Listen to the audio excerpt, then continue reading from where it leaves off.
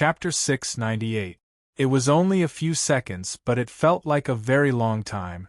As Ao Jian woke up from the state of sword will struggle, the illusion was broken and the long memory in his mind faded away. Ao Jian was very confused about this, and could not remember what he had encountered in the illusion. Lu Wu, who saw this scene, nodded his head in satisfaction. It was because he was the one who manipulated everything behind the scenes. This was the sword seal of the underworld swordsman, which was condensed by the water sword will that he had learned all his life. It still contained the consciousness of the underworld swordsman and had not completely dissipated. In fact, Ao Jian's guess was right. This illusion allowed Ao Jian to relive the memory of the underworld swordsman. The difference was that except for a few important turning points, all the decisions were made by Ao Jian.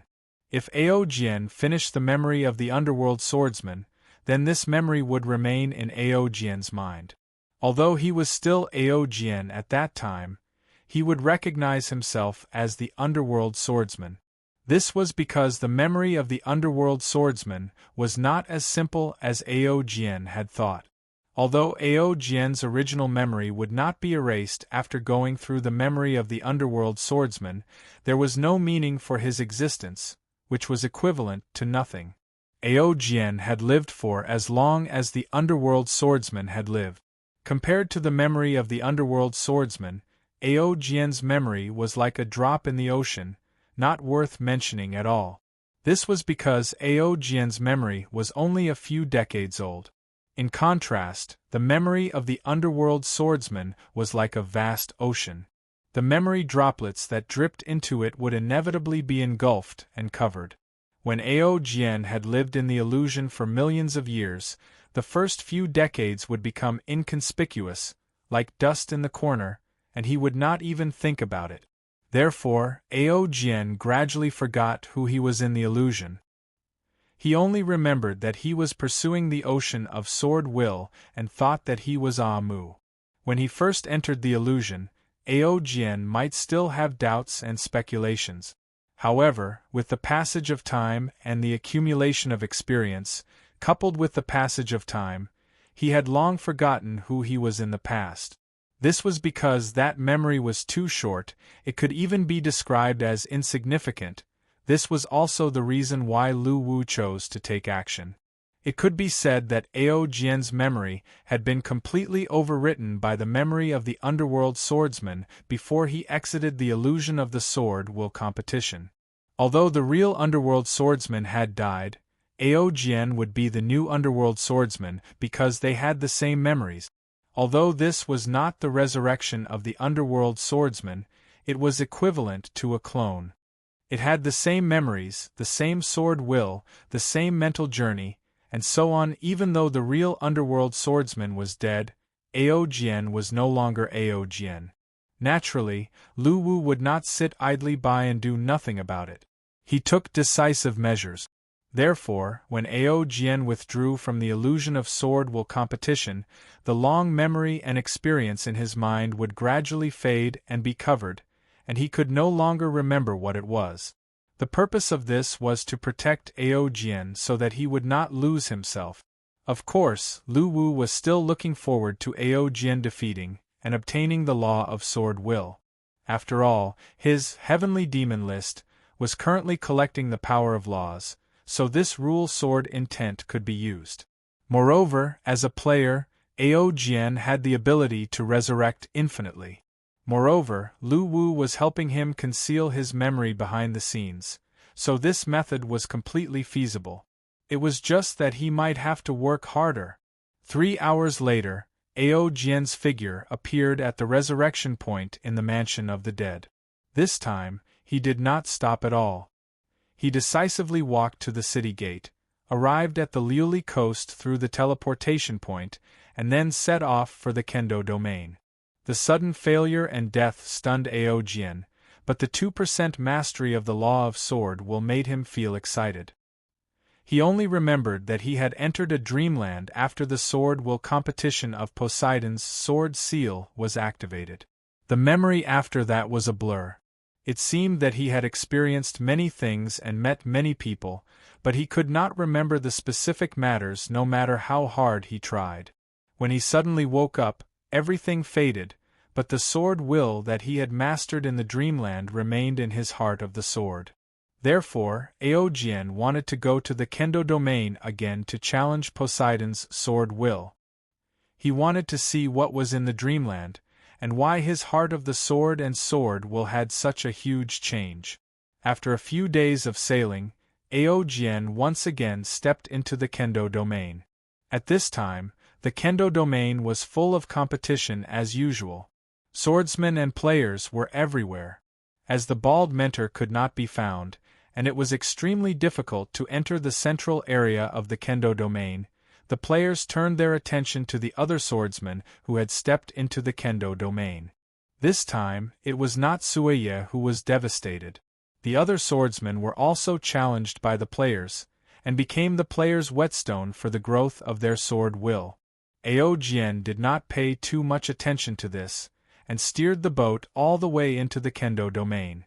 During the few days of sailing, Aojian had experienced 7 challenges. However, during the sword will competition, Aojian found that his sword will was attached with a water attribute power, and his sword will had undergone a qualitative change.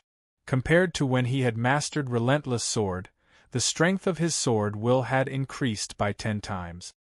He had also become proficient in the use of sword will and the release of sword chi, as if his heart of the sword had been reborn. Without exception, he had won all 7 challenges. It was not like before, where he won the final victory by constantly recasting his sword will. Such a discovery made Aojian happy, and he was even more eager to know what he had experienced in the illusion of the sword will competition. With yearning, Aojian once again arrived at the central point of the Kendo domain. Not far away, the golden figure transformed by the sea god's sword seal was still standing on the surface of the water, and Sueye was sitting cross-legged not far away from him. Sueye suddenly opened his eyes when he felt an aura approaching. When he saw the familiar figure of Aojian, Sueye's face was filled with disbelief, as if he had seen a ghost. "How have you been?" Aojian greeted him with a smile. "You? How is this possible? The sea god's sword seal killed you. How did you do it?" Sueye asked in horror. "Do you want to learn? Let me teach you." Aojian teased. "Sueye, yes." This time, Sueye said without hesitation. Previously, Sueye could think that he had been careless and did not completely kill Aojian. When the rule came later and deprived the sword will, Sueye also thought that the rule of sword will had probed wrongly. Because other than this explanation, Sueye could not find a suitable reason to explain that Aojian could be resurrected after his death. However, this time, Aojian, who had been smashed by the sea god's sword seal, was resurrected again. Obviously, the reason that he had previously thought of could no longer be explained. At this moment, Sueye's heart was in turmoil. Therefore, when Aojian asked with a teasing look, "Do you want to learn?" Sueye said without hesitation, "Yes." Aojian was speechless. Looking at Sueye's serious face, the corner of Aojian's mouth twitched. He was joking, but it seemed that Sueye was serious. This made Aojian a little embarrassed, and he tried to change the topic. "How's your challenge going?" Sueye shook his head with a sigh. "My sword will can't compete with this rule of sword will unless I get the recognition of the consciousness left in the sea god's sword seal. Otherwise, I can't compete with sword will to succeed in the challenge.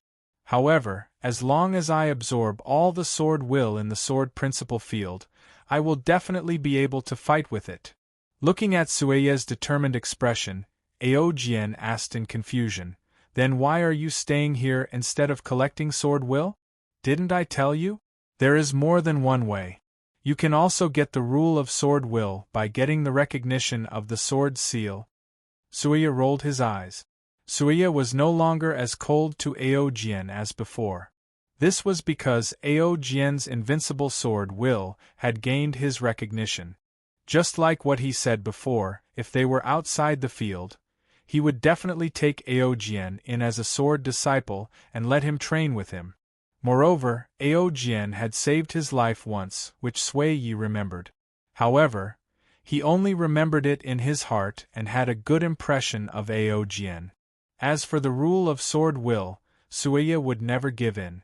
If he could, he would rather Aojian die.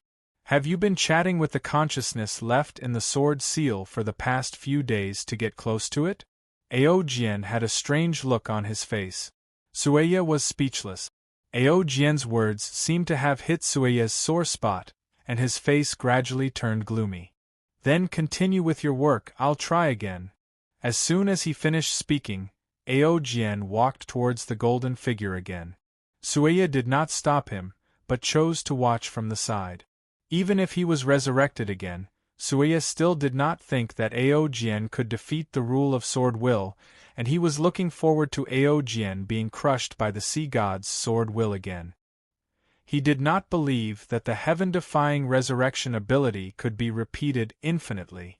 Once again, Aojian came to the front of the sea god's sword seal incarnation. With anticipation, he gathered his sword will and challenged it. At this moment, the world in front of him began to collapse and reconstruct. When his vision became clear, he found himself in a world of yellow sand. At the same time, the memories that were sealed by Lu Wu in his mind came flooding back. Aojian suddenly came to a realization and understood what he had experienced in the illusion last time. This time, everything started over again. At this moment, Aojian suddenly understood the ultimate purpose of this illusion challenge. In a battle of sword will, naturally, it was a competition of the strength of the sword will. He walked the memory path of the underworld sword lord, so if he wanted to defeat him, he must surpass him, instead of following the footsteps of his memory and passively accepting things. The last illusory realm challenge ended after the death of the previous underworld merchant guild's sword venerable. At that time, one of the 8 sword envoys had to be selected to inherit the position of sword lord. At that time, Aojian was the weakest among the 8 sword envoys, and in the decision of the Underworld Chamber of Commerce, Aojian was excluded from the list of candidates for the position of sword lord. It was also at that time that the illusion collapsed. At this moment, Aojian believed that it was because he did not obtain the position of sword lord. At that time, he did not reach the strength and status of sword lord. The 8 sword envoys were his limit, so he was determined to fail the challenge by the rule of sword will. Therefore, if he wanted to win in this sword will battle, he not only had to walk the memory path of the underworld sword lord, but he also had to surpass him and prove that his sword will was better than that of the underworld sword lord. After understanding the reason, Aojian looked up at his surroundings. The sky was filled with yellow sand and he squinted his eyes. Just like what he had experienced before, he suddenly felt thirsty, dizzy, and weak. However, a strong desire to survive burst forth in his body, so he did not collapse. However, he knew that it would not be long before an old man came to rescue him. At this moment, Aojian was like a cheat that could predict the future. Under normal circumstances, if one failed in the sword will battle, the challenger would definitely be killed by Neptune's sword will. Therefore, every challenger experienced the illusion path from the beginning. There was no advantage that they could take advantage of, and they did not know what would happen in the future. Even the sword will that they learned would be blocked by the rule of sword will, so they could only comprehend it from the beginning. However, Aojian was different. For him, death was only 3 hours away. Once again entering the illusion, the memories that he had experienced came back. At this time, Aojian had completely understood the subsequent development of the plot. Just as he thought, about half an hour later, the figure of an old man holding a plant vine appeared in the distance. He passed through the sandstorm and slowly approached him. A new plot had begun. The figure was as thin as a stick and his steps were unsteady. However, the firmness in his eyes made Aojian's heart tremble. This feeling was familiar yet strange. The old man seemed inconspicuous, but his desire for the sea had affected him, or rather, the life of the underworld sword lord. A new journey had begun again. This time, Aojian was no longer passively receiving help. The last time he came, he had been watching the whole process with cold eyes. He had been guessing the reason for the illusion and analyzing all kinds of possibilities. However, this time, he did not intend to sit still and wait for death. Along the way, he and the old man supported each other and moved forward together. Although there was no communication, they had used their lives to ensure that the other would survive. Along the way, they ate and slept in the open. All the plants and small animals that could be seen became their food. In the previous illusion, the old man had exhausted his strength in order to help Aojian. However, this time was obviously different from before.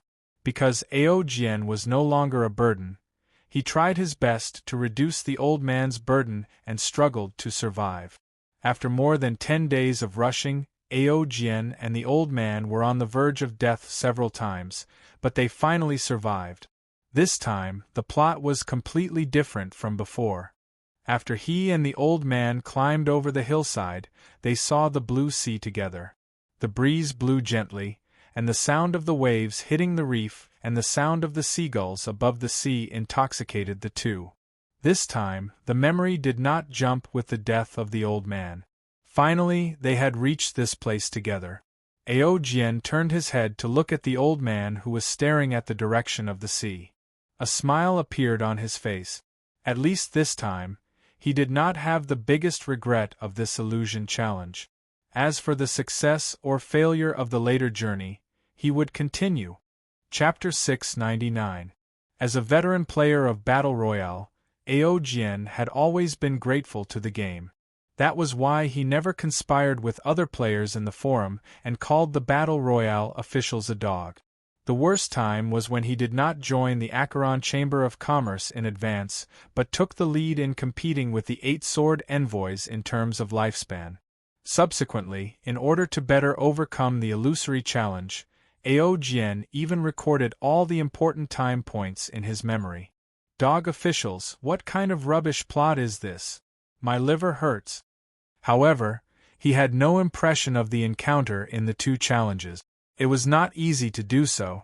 Although the underworld swordsman was also average in talent, relying on his strong vitality and the ambition to build the Sea of Sword Heart to support his long cultivation journey.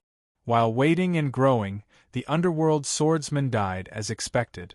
However, in the face of the sword will of the law, Aojian could only say, "How delicious," and continue to work hard. The ability to predict the future, which was his biggest advantage, would no longer exist. What was different from the previous time was that Aojian obtained a place in the quota for the promotion to the underworld swordsman and received the support of many senior members of the Acheron Chamber of Commerce. This time, Aojian became the leader of Iron Snake Island in advance, and began to lead the rise of Iron Snake Island. The difference was that there was one more person on Iron Snake Island. It was the old man who entered the sea with him. Aojian's idea was very simple. He adopted this group of wall-hanging children in advance, and then instilled an idea into them. Although his talent was average, Aojian felt that he had a huge advantage in terms of lifespan. In the future, you must help your father to become a sword master, otherwise you will be unfilial. Your father is the most important person in the world. Being in the illusory world, Aojian set a goal for himself. The time for Aojian to work hard had arrived. Aojian even adopted a group of children in the illusory realm challenge this time. For example, Aojian originally wanted to give up building the Sea of Sword Heart and wanted to cultivate other sword wills. Perhaps the underworld swordsman did not expect that someone could play like this in the law of the illusory world and did not play according to his plan at all. Therefore, there was no notification of the illusory world breaking and the sword will battle failing this time. The plot was still moving forward. In this regard, Aojian had his own speculation. However, All these were not worth mentioning as compared to Ao Jian's determination. Apart from the old man's continued existence, nothing else changed. He became one of the 8 sword envoys under Venerable Sword. Compared to the first time Ao Jian entered the Dreamland, he was much stronger now. It was not hopeless. Although time had skipped, the old man had not died. Instead, he had followed him to this place. In other words, the initial change in the plot had also changed the subsequent history. It had not been erased with the time jump. What Ao Jian had to do next was to face challenges and be challenged. He had to work hard to fight for the position of Sword Master. This group of children had extraordinary potential, all of them making a name for themselves in the future, even using their own abilities to settle in the Central Sea region of Yellow Spring. This was also the end of his previous illusion. In order to make himself stronger, Ao Jian used all the tricks except for the main plot that could not be changed. Damn it, this is too cruel. However, there was one thing that Ao Jian could not change, and that was some key points in history. Because this body's unique characteristic was its exuberant vitality. He planned to drag them out and then join the Underworld Chamber of Commerce, waiting for the next fight for the position of Honorable Swordsman to obtain more opportunities for development. In fact, Ao Jian was also dumbfounded because he had once again forgotten what he had experienced. He only felt that he had become stronger. As for the growth of sword will, with so many cheating sons, Ao Jian felt that he could just lie down and take resources to cultivate. Ao Jian's speculation was gradually confirmed in the future. At the same time, Ao Jian had once again comprehended 2% of the rule of sword will. That was, he had to take the same path as the Underworld Sword Master. The main plot could not be changed, but the side could be changed. However, 3 hours later, he was dumbfounded again. The moment he returned to the field of swordsmanship, Ao Jian was unsurprisingly killed by Poseidon's sword will on the spot. As long as it was a way to obtain a large number of resources and improve his strength, he would try it one by one. Sword will spiritual stones, incomplete sword steels left by ancient gods, peerless swords, etc. Ao Jian did not waste this ability. In the name of helping various forces to deduce the future, he earned a large amount of resources to develop his own forces. When there was no gaming chamber, playing games for more than 8 hours consecutively could be called playing hard. Playing games for more than 16 hours consecutively was called playing hard. At the moment of failure, the illusion was broken and the challenge failed notification appeared again. Apart from the necessary historical key points, Ao Jian could make all the other decisions by himself. Since he knew the development of this period of history, Ao Jian could always be one step ahead of others. He planned to cultivate in advance the super powerhouse that would be born in this sea area in the future and settle everything for himself. If he could not become the sword master, then the challenge would fail again and he would have to start all over again. However, this time, Ao Jian's mentality was not as careless as when he first entered the illusion. He began to actively look for ways to become stronger instead of passively waiting for the moment to change his fate. For example, what kind of rare treasures would appear in a certain year, month, and place, what its specific function was, and how much help it would be to him. However, the consequence of doing so was a time jump. He appeared directly at the moment when he first cultivated sword will. He obtained a large number of resources to assist his cultivation and spent a huge price to forge a sword that matched his sword heart to improve his strength. Liver pain is liver pain, but I will definitely pass this stage. Therefore, with doubts in his heart, Ao Jian once again stepped into the field of swordsmanship and continued to challenge the law of sword will. After all, Ao Jian had lived more lives than others. He felt that even if he was a pig, he would still be able to pass this plot. During one of the challenges in the illusion, he was even called the divine foreteller by the forces in the nearby sea area because he could always predict the future and predict things like a god. However, it turned out that Ao was still inferior to the sword users in terms of talent and the strength of sword will. Although only a few seconds had passed in reality, in the spiritual world, Ao had experienced the path that the underworld swordsman had once walked, over and over again. These records were the cheats that Ao opened in this illusion, which were very effective. However, at this moment, he could not help but curse. However, when he entered the illusion and the memories of the previous few challenges came flooding in, Ao almost shut himself up. However, Ao would not know anything about the future course of history. Sui Yi, who witnessed all of this, had a natural smile on his face. With the future prediction hack, Ao began to deploy future plans in advance by relying on the memories in his mind. In the subsequent challenges, he was defeated consecutively. After his sword will was thwarted, he was finally disqualified from being promoted to the sword master. However, in the face of many things, the choices made by Ao and the underworld sword master were different, which would inevitably affect the future development. At this moment, Ao was like a protagonist who had activated the template. Your sons, I want them all. Everything was as he thought. Ao could not bear the power of the law of sword will. After countless repetitive challenges, Ao knew the future development of the plot like the back of his hand. That was to walk the same path as the underworld sword master, but to surpass him in sword will. Ao did not feel that it was a big deal before the challenge. However, with the popularity of the gaming pods, the definition of hard work had also changed. At this stage, only players who stayed in the gaming pods for a month without going offline were called hard work players. Ao tried all the ways that he could think of.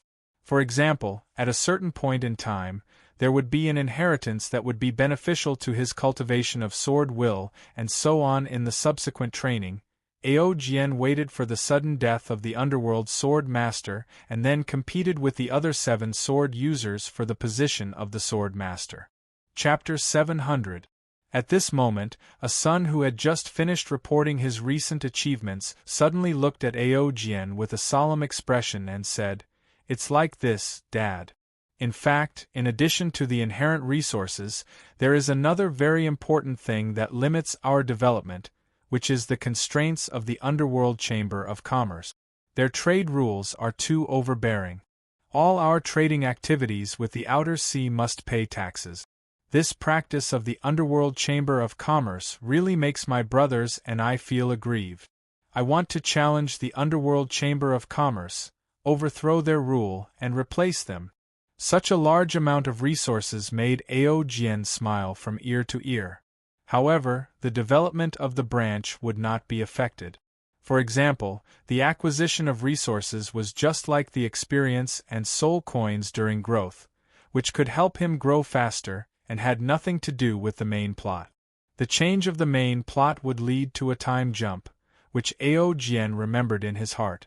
It was fine no matter how chaotic the branch was, but once the main plot was changed, it would inevitably be pulled back to the right time. In fact, the Sons of the Wall had privately mentioned the establishment of the Sea Realm dynasty to him, but Ao rejected them as it was not the right time. "Dad, my brothers are here today. I want to discuss something with you." The Iron Snake Island force was already a powerful force that could establish a dynasty. It was even stronger than the Underworld division. However, it would not be the case this time, because they had all become his adopted sons. With the help of the divine spiritual materials, the progress of his sword will would be faster. At the same time, these sons would have a new direction to fight in. Fortunately, Ao brainwashing from a young age was very effective. He was still loyal to Ao and carried out the words that Ao always said. "It wasn't a waste of my efforts to bring you guys up." In their opinion, Ao could completely establish himself as a king and have a broader future.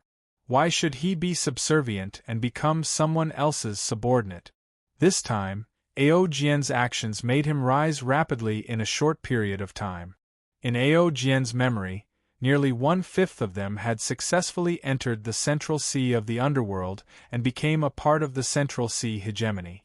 As for the 8 sword envoys who might be his father's competitors, these sons of the wall had already secretly discussed with Aojian behind his back.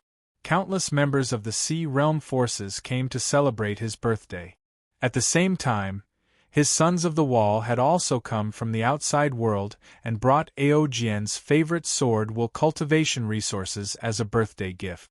Many forces thought that Aojian's behavior of accepting sons everywhere was due to Aojian's character. It was a kind of eccentricity rather than any special purpose. After some contemplation, Aojian made a decision. At the beginning of the birthday banquet, the Sons of the Wall were reporting their recent achievements to Aojian. Aojian listened with a smile and nodded with satisfaction from time to time. When Aojian advanced to the late-stage Ghost Emperor realm, 8 of his sons had already advanced to the demigod realm. Each of the 32 armies under his command had made a name for themselves in the nearby sea area. I feel that with the current scale of our Iron Snake Islands forces, we can totally establish a sea realm empire. Only in this way can we speed up our development. What does Dad think? After experiencing so much, Aojian naturally knew what his sons were thinking. In the long development that followed, Aojian's power rose rapidly. What? Chapter 701. However, no one knew Aojian's secret. Therefore, Aojian's success started the era of fatherhood competition in the nearby sea area. The remaining 7 sword envoys chose to abstain and gave up fighting for the position of sword master. However, what Aojian did not know was that his adopted sons were rushing to the Netherworld headquarters from all directions in the Central Sea area. In the confrontation and competition, it was inevitable to encounter opponents that were difficult to match, and there would inevitably be unavoidable crises. However, the reality was that not only did Aojian not do so, he also chose to join the Netherworld Chamber of Commerce. This was undoubtedly unexpected for many sea area forces who were trying to figure out the future development direction of the Iron Snake Island. Other than the occasional visit from his adopted sons, Aojian even shut himself in. He would also think of the smiles on the faces of his deceased sons on his birthday, as well as the congratulatory words they said to him during the birthday banquet. Aojian did not have the strength to fight against them at all. After knowing the news, although they did not receive any notice from Aojian, they all started to rush to the Netherworld headquarters. Aojian. Therefore, Aojian's status in the Netherworld Chamber of Commerce became very special because of his adopted sons. It could be said that most of Aojian's children had the potential to settle in the Central Sea area of the Netherworld. They originally had great potential to build their own dynasty, and their adopted sons were all like dragons with infinite potential. They would definitely have a bright future. A young Baldy held his mother's hand and came to the Netherworld headquarters. After being examined, he successfully joined the Netherworld headquarters. This was because the other 7 sword envoys had higher talent and strength than him, and 5 of them had even broken through to the Divine Realm. At this time, Aojian's strength was close to the edge of the Divine Realm. It could be said that he was at the peak of his strength after several challenges in the illusory realm. However, in the face of this battle, he was still not confident. However, the forces in the Central Sea area were not affected by the heavenly phenomenon of breaking through to the Divine Realm. This was because the competition for the title of Sword Master could not be decided in a short period of time. During this period, they would have to go through several challenges, and the interval between each challenge was relatively long. They entered the various departments of the Netherworld Chamber of Commerce and began their own path of growth from the bottom. These sword-intense spiritual stones were not formed by the heavens and earth. Moreover, they were already used to the heavenly phenomenon of breaking through to the Divine Realm. When Aojian consolidated his realm, the moment he came out of seclusion, he was dumbfounded to receive a piece of news. However, The Acheron Chamber of Commerce was about to usher in a revolution because of Ao Jian's breakthrough. After all, his talent was limited. Aside from his vigorous vitality, he had nothing else. It would be rather difficult for him to win the final challenge. Ao Jian also knew the reason, but he had forgotten which day it happened. They were well aware of their father's strength. Compared to the other 7 sword envoys, there was still a huge gap. If he didn't act now, he would be an unfilial son. When they received the news, the members of the forces in the nearby sea area could not help but sigh in their hearts. They felt that Ao Jian had made a terrible move this time. In fact, it was just as Ao Jian had thought. During the period of Ao Jian's closed-door training, his adopted sons began to secretly coerce and bribe him in order to fulfill their father's wish. Although there were many super geniuses in the Central Sea who could fight beyond their level, Ao Jian knew that he was definitely not one of them. Fortunately, he still had time. However, Ao Jian, who was in seclusion, was unaware of all this. After officially settling in the Central Sea region of the Netherworld, Ao Jian became the disciple of the Sword Venerable of the Netherworld according to the plot and became one of the 8 sword envoys. At this moment, Ao Jian was dumbfounded. He had never thought that the situation would change so drastically. There were less than a third of the nearly 200 adopted sons that he had brought with him when he first came to the Central Sea region. However, at the moment when Ao Jian broke through to the divine realm, the persistence in their hearts was broken. After that, they took the initiative to find Ao Jian's adopted sons to express their goodwill, expressing that they were willing to give up the competition. Today, although these adopted sons had not yet stepped into the highest position in the headquarters of the Netherworld, they were different from the past. They had already become the leaders of the various branches in the Central Sea region. In order to suppress this feeling in his heart, Ao Jian devoted himself to the cultivation of sword will and no longer cared about anything in the outside world. Time flew, and 3 years had passed in the blink of an eye. On this day, the shadow of the sea god appeared and Ao Jian's name was successfully engraved on the underworld god list. This was because there were many good seedlings among Ao Jian's adopted sons who could break through to the ancient god realm. In comparison, it was clear at a glance which side was more beneficial.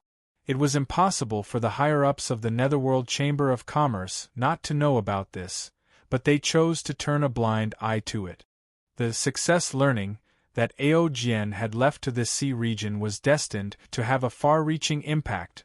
The Sword Venerable of the Netherworld had fallen. Moreover, Ao Jian, who was only in the Ghost Emperor realm, was not worth mentioning in the Central Sea region and could not complete any high-intensity task. In other words, all the 8 sword envoys had chosen to give up except for Ao Jian. The long period of time together had made him feel attached to them because everything was too real. In this regard, Ao Jian immediately thought of his adopted sons and felt that they must have done something. Therefore, they naturally thought that their father was going to be bullied. However, when he came out of seclusion, he heard a lot of bad news. However, the reason why he could be so special was because of his adopted sons, who were full of potential. It was their outstanding performance that supported Ao Jian's current special status. Relying on the countless sword will resources collected by his adopted sons, Ao Jian spent a whole 6 months to forcibly break through to the divine realm. However, Ao Jian still suppressed the sadness in his heart and transferred all his energy to cultivation. Ao Jian's method of success had also become an example for the members of the forces in the nearby sea region to learn from. This was because no one could predict that the adopted children would have a great future. Realizing that the hurdle had arrived, Ao Jian no longer held back and took out all the sword will cultivation resources given by his adopted sons, the most precious sword will spiritual stones. However, this time, the news of the Sword Venerable's sudden death was really unexpected. In the last few challenges in the illusory realm, Ao Jian had always been stuck at this hurdle and could not break through. Of course, there were also some who succeeded and obtained part of the power in the Netherworld Chamber of Commerce and walked to a higher stage. However, they did not expect that in the end, they chose to live under someone else's roof. The Netherworld Chamber of Commerce did not keep idle people, but Aojian was an exception. He did not need to be distracted to accept the tasks assigned by the higher-ups of the Netherworld. Because he raised these adopted sons, he could be said to be extremely familiar with each and every one of them. This kind of life day after day, Aojian devoted himself to cultivation and no longer cared about worldly affairs. At this moment, the plot also began to move forward. As one of the 8 sword envoys, Aojian was about to face a challenge. More importantly, Aojian had already broken through to the divine realm. Even if his potential was weak, he could be cultivated. Therefore, they felt very helpless deep down in their hearts when their father had such an idea. After passing this hurdle, the next hurdle would be the bottleneck of the ancient god realm. This probability was very small. Even if one adopted hundreds of thousands of people, there might not be such a proud son. This time, the ambition in the hearts of the energetic adopted sons was finally put to use. Just like that, 1,000 years passed in the blink of an eye. Even if Aojian's adopted sons were talented, more than half of them were killed or injured in the continuous years of war. Although the Netherworld Chamber of Commerce did not amount to much in the Central Sea region, a superpower like the Netherworld Chamber of Commerce placed more importance on their future potential, not on the present. After all the forces of the Iron Snake Island moved away, a new journey in this sea area began. This was a magnificent era of fighting. Whoever's son was powerful could obtain the most precious treasures and the most resources. This time, Aojian was highly valued by the higher-ups of the Netherworld headquarters. This time, Aojian took out all of them just to break through to the divine realm. However, they did not dare to say it or advise in desperation. In order to avoid being remembered by others, they decisively bypassed Aojian when choosing their first opponent. However, what the higher-ups valued was not Aojian's personal ability, but his adopted sons with unlimited potential. They knew very well what this meant. It meant that one of the 8 swordsmen would become the new sword venerable and would receive the Netherworld headquarters' vigorous training. They would use all kinds of divine spiritual materials to help the new sword venerable break through to the divine realm and become an ancient god. In other words, he had completed the hurdle to become the sword venerable in the main plot. How could they not know about such a major event like the death of the sword venerable? However, in the face of the desire to become the sword venerable, they originally planned to grit their teeth and persevere. For this reason, they even took out their own wealth to buy people's hearts. However, the dead could not be resurrected, which left a sadness in Aojian's heart. Although they always thought that it was too difficult for their father to become the sword venerable with his talent. And that little bald head was Suya, who was known as the Bald Mentor by the players. Having received the notice from the Netherworld headquarters, Aojian finally led the Iron Snake Island forces to officially settle in the Central Sea area and became the Iron Snake Army under the Netherworld headquarters. They were responsible for guarding the resource islands and guarding the resource slaves. In the first year of settling in the headquarters, 3 of Aojian's adopted sons broke through to the divine realm. In the following years, more than 10 of them broke through to the divine realm one after another. Their future was limitless. The divine realm was a powerhouse in the outer sea area, but in the central sea area, they could not even determine the outcome of an ordinary battle for resources. Their value was limited. At this time, he was more concerned about the improvement of his strength and sword will. During the days of closed-door cultivation, Aojian finally broke through to the demigod realm. Aojian knew that his cultivation time was far from over. Therefore, Aojian became the new underworld sword venerable and received the support of a large number of divine spiritual materials from the Netherworld headquarters. The reason was very simple. Such potential had really shocked everyone in the Netherworld headquarters. The world was big, but his father's biggest idea had been deeply rooted in his mind since he was young. Even now, it had not weakened at all. As the news spread, the entire underworld chamber of commerce was shocked. However, before Aojian could break through to the divine realm, a new piece of news appeared. Aojian still walked out of closed-door cultivation. There were even two people who chose to give up directly as they were really shocked by the power of the adopted sons. At this time, Aojian was also ready to officially settle in the Central Sea area of the Netherworld. In the end, he once again stepped into closed-door cultivation and began to break through to the divine realm. He did not want to hear such news again, and even hoped to end the illusory realm challenge as soon as possible and leave this world. He led a large number of leaders to follow the trend and began to adopt children, wanting to replicate his legend. Aojian did not restrict the development of his adopted sons. He took the initiative to ask them to choose their favorite external department of the Underworld Chamber of Commerce and join it. From the initial Iron Snake Island force, it rapidly developed into the Overlord-level force of this sea area. The rise of Aojian became a legend in the nearby sea area. In the first few illusory realm challenges of Aojian, the Seven Sword Envoys all chose the soft persimmon Aojian as their first challenge target and won the first sentence. Their arrival immediately alerted the other Seven Sword Envoys, except for Aojian. As for the cultivation resources of Sword Will, Aojian never lacked.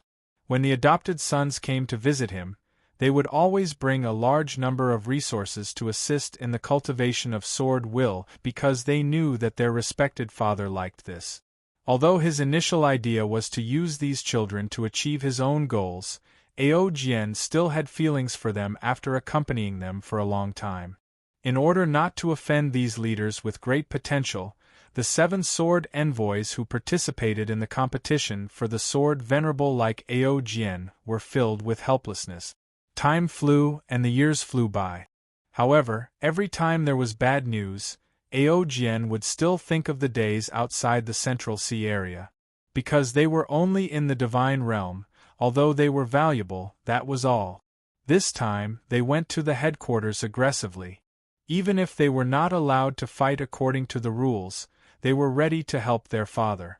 During the days in the Underworld Chamber of Commerce, Aojian often heard the news of the adopted sons dying in the battle for hegemony in the Central Sea area. He also often heard the happy news of a certain adopted son making outstanding achievements for the Underworld Chamber of Commerce. Time flew, and tens of thousands of years passed in the blink of an eye. At this time, Aojian met an acquaintance.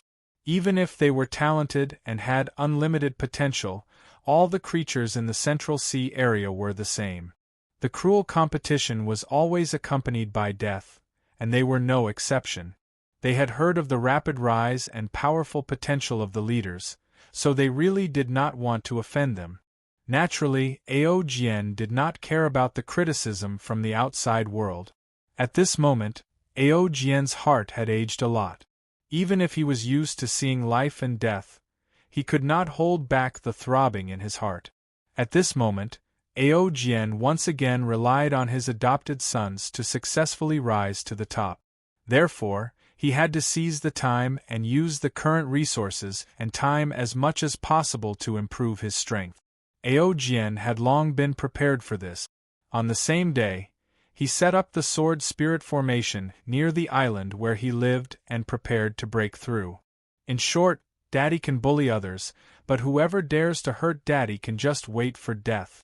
In fact, with the current development momentum of Aojian's subordinate forces, all the forces thought that Aojian would eventually become a super force in the sea area and harvest a lot of resources. When he was strong enough, he would settle in the Central Sea area of the underworld. Although Aojian knew that all this was fake, he still felt a sense of vicissitude. Moreover, the underworld sword venerable was at his peak. No one knew how long he could live. Maybe the underworld sword venerable would still be alive when they were all dead. Moreover, they knew very well that his father's dream was to become the sword venerable. Instead, it was transformed from the sword will of those powerful swordsmen after they died. Moreover, it was not inevitable. It also required a certain time and place, which was of great help to the cultivation of sword will. However, it was obvious that without the ability to predict the future, Ao Jian's legend in this sea area could not be replicated. Therefore, Ao Jian could not help but feel sad whenever he heard that his son had died. However, this time, the 7 sword envoys were shocked. Since the island where Ao Jian was located was inside the underworld headquarters, he was not worried that someone would come and make trouble. Therefore, he did not inform his adopted sons about this. Moreover, with the current development trend of Ao Jian's force, he did not even need to settle in the Central Sea area in the name of the Underworld Chamber of Commerce. He could completely rely on the scale of his own force to enter the Central Sea area for resource plundering. As time went by, Ao Jian's sword will also strengthen day by day. Chapter 702. On this day, a mother and son arrived at the underworld headquarters at the Central Sea region. On the day of her arrival, the woman submitted an application to the Underworld Merchant Guild to join them.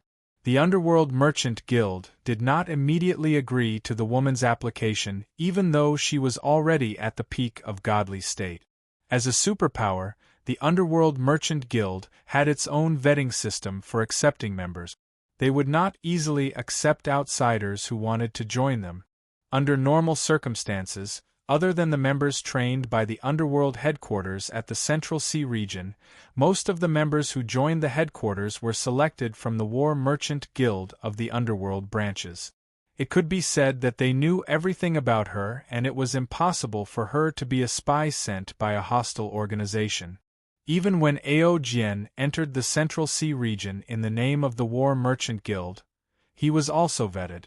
When Ao Jian submitted an application to enter the Central Sea region, the emissary sent it to the Central Sea region along with all the information about Ao Jian that the underworld had investigated. Where did he start? How did he establish his organization? How did he develop and rise? The Underworld headquarters knew all of this information like the back of their hand. The vetting process could be said to be very strict. Therefore, even if the woman was at the peak of godly state, she still needed to be vetted. According to the information provided by the woman, the Underworld headquarters immediately sent emissaries to collect information and conduct an investigation. At the same time, they collected information about the woman through various channels to ensure that there was no problem with the woman. The investigation lasted for half a year. When the emissary confirmed that the woman's identity was reliable and began to rush to the headquarters, an unexpected scene happened in the headquarters. For the past half a year, the woman had been staying in the Underworld headquarters. All of her actions were closely monitored. If she made any strange movements, she might be killed by the internal experts. Fortunately, the woman seemed to be aware of this. She stayed in the Underworld headquarters for most of her days and did not go out. However, the woman's body was deteriorating day by day. The member of the Underworld headquarters who was responsible for monitoring the woman did not notice this at first. However, as the vitality of the island where the woman lived slowly faded and the plants withered, the member of the surveillance team immediately noticed that something was wrong and decisively reported the information to the headquarters. Soon, the investigation team in the headquarters received the information and came to investigate. The woman did not hide it anymore and chose to tell them about her body's condition. At that moment, the higher-ups of the Underworld headquarters finally knew about the woman's condition. It turned out that the woman's body had already dried up and was no longer of any value. She hid in the Yellow Springs headquarters because she wanted to obtain the status of a member of the Yellow Springs Merchant Guild while she still had her strength. That way, even if he died, his future child would be nurtured by the Huang Quan headquarters and wouldn't have to wander outside and die at any moment. However, half a year had passed and the messenger had yet to return. She could no longer hold on. Knowing this, the Underworld Merchant Guild's investigation team in charge of investigating the woman's identity, immediately decided to expel the woman from the underworld headquarters. After all, the Yellow Springs headquarters still had their own rules. They would not keep any idlers around. Except for Ao Jian. To be more precise, he would not raise worthless idlers. The woman who was on the brink of death had been categorized as a worthless idler by the investigation team. It was perfectly normal for him to be driven out. At this time, the emissary who had gone out to investigate returned and conveyed the woman's information to the investigation team. However, this information was now completely worthless. After looking through it for a while, the investigation team decided to banish the woman from the Yellow Springs headquarters. Right at this moment, the woman took the initiative to make a request. Before he died, he would help the Underworld Merchant Guild do one thing while he still had strength, even if it meant throwing his life away. Her request was simple. She wanted her child to stay in the Yellow Springs headquarters and be nurtured. Regarding such a request, the investigation team neither agreed nor rejected it. Instead, they chose to ask their superior. Soon, their superior replied to the woman's request. They could agree to it. However, the condition was to be in the north of the Central Sea region, where divinity was about to be born as an offering to the Underworld Merchant Guild in battle. This request was equivalent to sending the woman to her death and squeezing out her last bit of value. Regarding this request, the woman chose to agree to it without hesitation. However, before fulfilling this request, the woman hoped that her child's future could be guaranteed. He wanted to be apprenticed to someone in the Underworld Merchant Guild. Regarding this request, the higher-ups of the Underworld Merchant Guild chose to agree to it after some consideration. As for who to be apprenticed to, the higher-ups of the Underworld Merchant Guild would be very distressed. The 3 venerables, the 3 demon stars, the 6 earthly spirits, and so on. Although there were many powerhouses in the headquarters, it was not easy for these powerhouses to accept disciples. Either the disciple they accepted was similar to their own cultivation method, or the disciple was extremely talented. However, no matter how talented the disciple was, the lowest threshold was the Ghost Emperor realm. However, this woman's child was only an ordinary ghost soldier realm.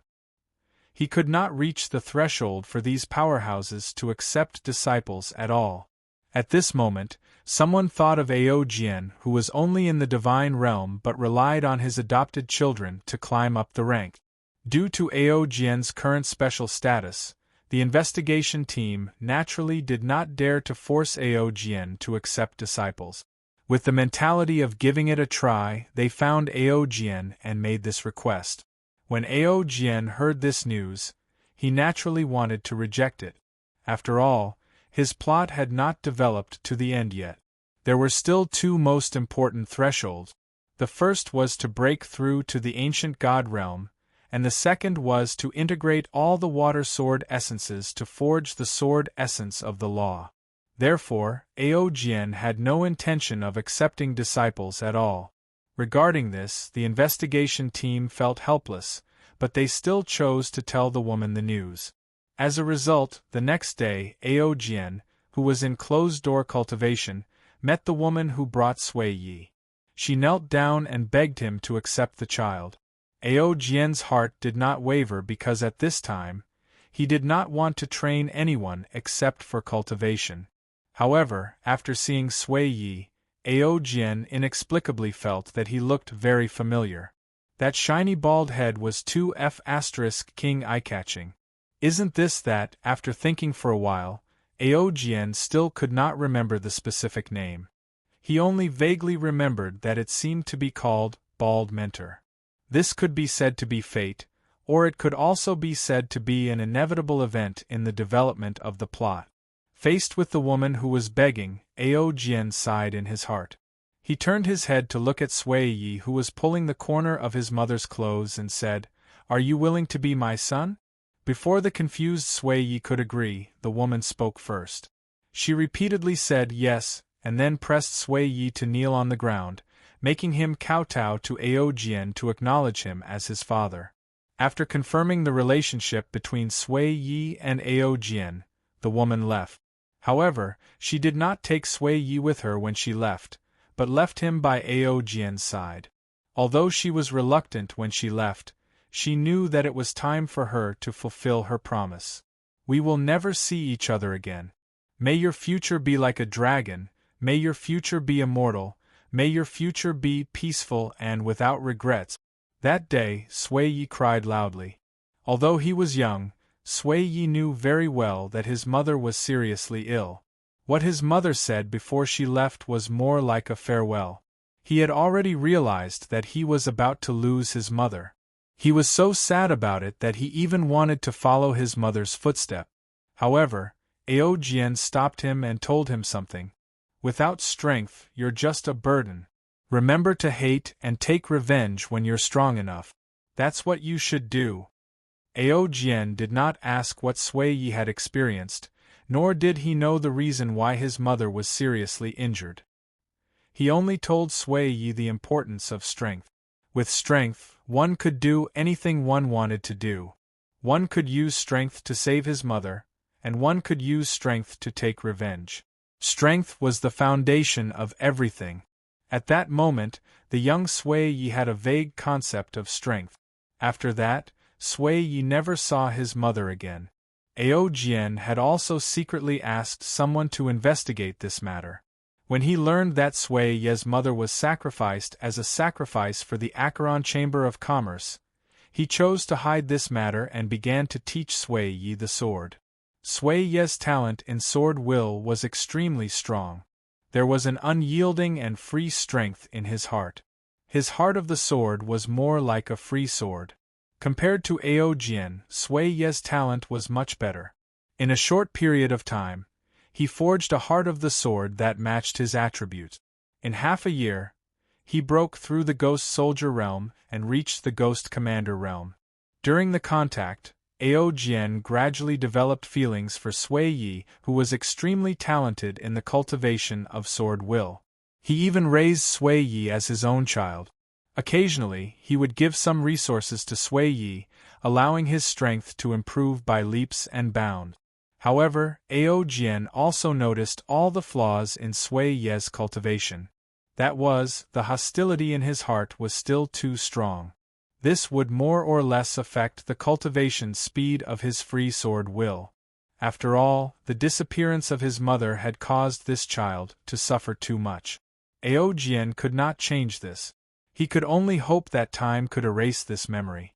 In the following cultivation, Ao Jian only had a little bald pendant by his side. Sui Yi also called Ao Jian father, like Ao Jian's adopted children. He regarded Ao Jian as his only family. In fact, Ao Jian would be lying if he said he was not envious of Sui Yi's cultivation progress. The time taken by Sui Yi to condense a sword will was more than 10 times faster than Ao Jian. There were no bottlenecks in the early stage. In comparison, Ao Jian's cultivation speed could be described as the speed of a tortoise. This was not to say that Ao Jian's talent was extremely poor. The main reason was that the sword will that he cultivated did not match his attribute. There was even a state of conflicting attribute. Therefore, whenever Sui Yi asked to learn Ao Jian's sea sword will, Ao Jian would choose to refuse. This was because learning these sword wills with attributes would only limit Sui Yi's future development, which was disadvantageous to him. Ao Jian had already deeply understood this. Naturally, he did not want Sui Yi to experience the hardships and repeat the same mistake. However, Sui Yi never gave up on this point. From time to time, he requested to learn the water sword will. From Sui Yi's point of view, the water sword will was Ao Jian's strongest unique skill. The other sword wills were only Ao Jian's side skills. They were not comparable to the main sword will. However, despite Sui Yi's repeated pleas, Ao Jian still did not choose to agree.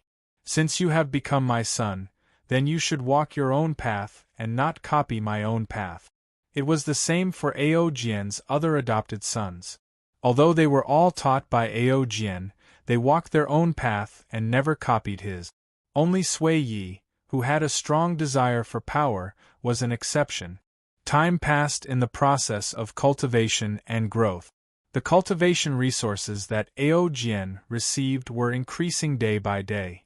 Gradually, there was the addition of divine spiritual materials.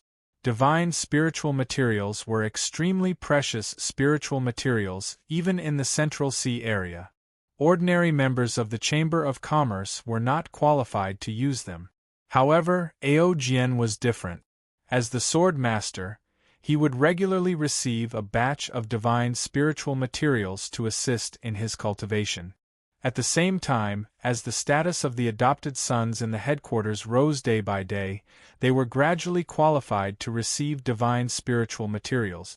Apart from using these precious divine spiritual materials for their own cultivation, the adopted sons would often send some to Ao Jian when they visited him. Ao Jian could be said to be the most enviable existence in the Acheron Chamber of Commerce. Others had to fight desperately for divine spiritual materials. They put in a lot of effort and even lost their lives in the battle. Only Ao Jian was different. His current mission was to break through to the ancient god realm. In terms of divine spiritual materials, he had the support of both the headquarters and the adopted sons. This was the treatment that everyone longed for. However, Ao Jian's heart was not calm. Although he did not fight for these divine spiritual materials, the adopted sons were in the most competitive areas in the Central Sea area. They often encountered life and death crises. It could be said that these divine spiritual materials were stained with the blood of the adopted sons. It was not easy to obtain them. At this moment, Ao Jian was no longer as relaxed as he was when he adopted the adopted sons. Instead, he felt a heavy sense of guilt. At this moment, he only hoped to complete the plot challenge as soon as possible and leave this place. The days of cultivation were boring.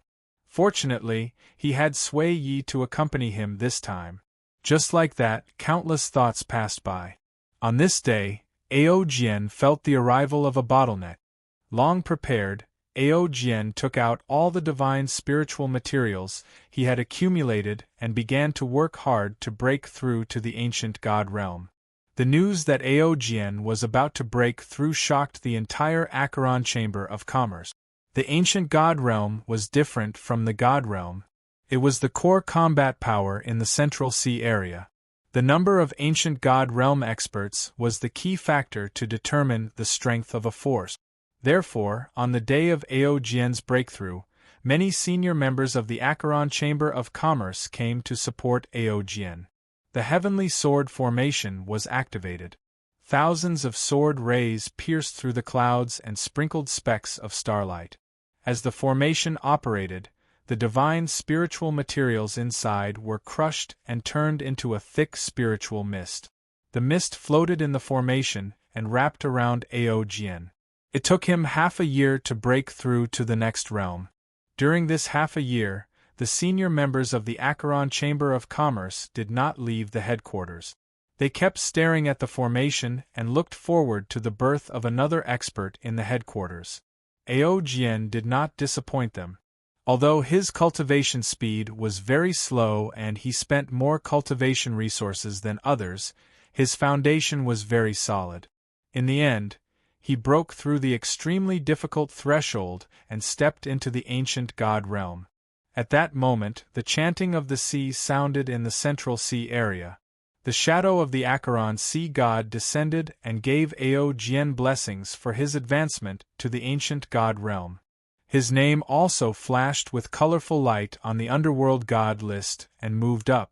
That day, Ao Jian spent the day in the congratulations of the members of the Acheron Chamber of Commerce. However, the next day, Ao Jian set foot on the road to the 6 paths of reincarnation.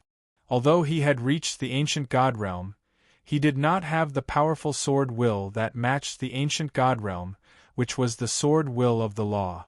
The place near the 6 paths of reincarnation was also the area with the densest law aura. He wanted to condense his strongest sword will of the law there. After bidding farewell to his adopted children, Ao Jian set foot on the end of his plot. Beside the 6 paths of reincarnation, the praying soul flower bloomed. The air was filled with an intoxicating scent that made one's soul tremble and could not help but want to fall asleep. The further in he went, the more it was so. In such an environment, Ao Jian forgot about the time and devoted himself to cultivation. All the sword will of the water was crushed and recombined during the cultivation. Little by little, it merged with the sword will law in the heart of the sword and combined into his strongest sword will of the law. The moment the sword was formed, a stronger power of law floated out of the 6 paths of reincarnation and wrapped around Ao Jian. At that moment, Ao Jian comprehended the Acheron sword, Venerable's strongest sword, the Sea God sword. At that moment the illusion became blurred. The final battle that he imagined did not happen. Ao Jian originally thought that the illusion of the battle between sword wills was a battle between sword wills. The end of the plot would be the final battle between him and the Acheron sword, Venerable, to determine who was the stronger one. However, the fact was that when he comprehended the Acheron sword, Venerable's strongest sword, he had already obtained the approval of the Sea God sword will. The illusion became blurred at that moment. Everything was like the moon in the mirror. The moment it touched, it was about to turn into ripples and disperse. At that moment, Ao Jian's figure flickered constantly. He controlled the Sea God sword will to bring him back to the Acheron headquarters in a flash. He wanted to see his adopted children one more time before he left. The scene around him became blurred. It was too late. His adopted children, who were out on expeditions, were not at the headquarters. When Ao Jian returned, he could only see Sui Yi, who had broken through the demigod realm. At that moment, Sui Yi's face was no longer childish. There was a sharpness in his eyes. It was familiar yet strange. Before leaving, Ao Jian took a deep look at Sui Yi, who was full of surprise. He sighed in his heart. Everything around him turned into nothingness at that moment. The illusion ended.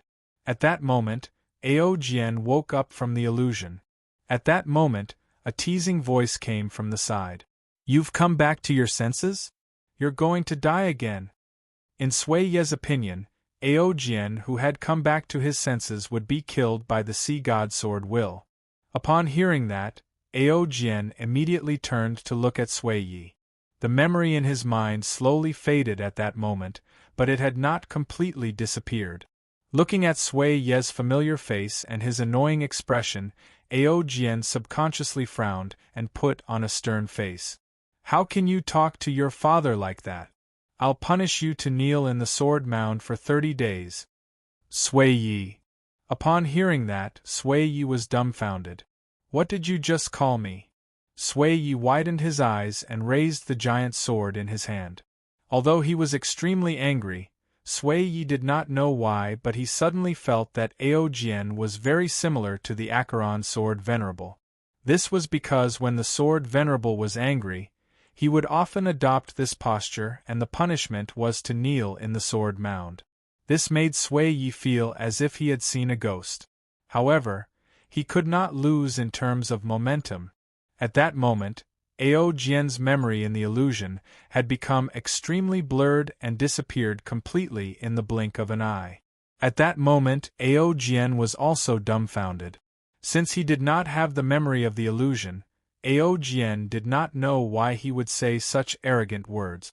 How dare he call himself father to Sui Yi, the peerless swordsman, who gave him the courage? However, no matter how hard Ao Jian tried to recall, he could not think of the reason why he would say such words. Although it was indeed very smooth, as if he had always called it that way, or looking at Sui Yi, Ao Jian felt very sad.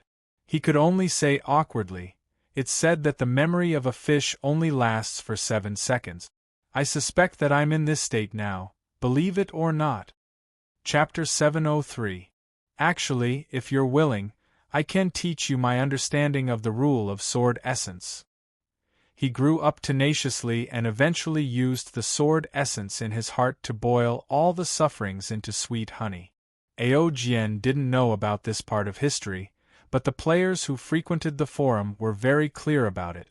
Then, he quickly opened the friend list, clicked on Mo Lanlin's profile picture, and sent a message. He knew how tempting the rule of sword essence was to Sui Yi. It could be said that any swordsman could not refuse such a free opportunity.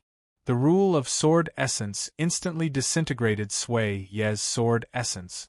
Logically speaking, he should be very unfamiliar with this strange power, and it would take him a long time to be able to use it. However, the fact was that he had already mastered this sword essence. Thinking of this, Sui Yi suddenly felt very sad. This sense of familiarity and intimacy made Ao Jian feel strange, but it felt very real.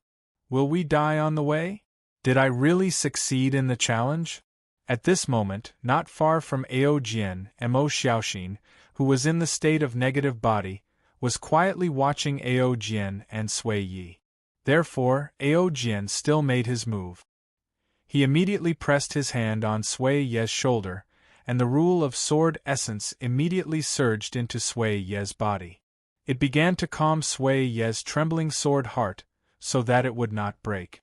Not to mention surpassing, just being on par with it was not something that ordinary people could do.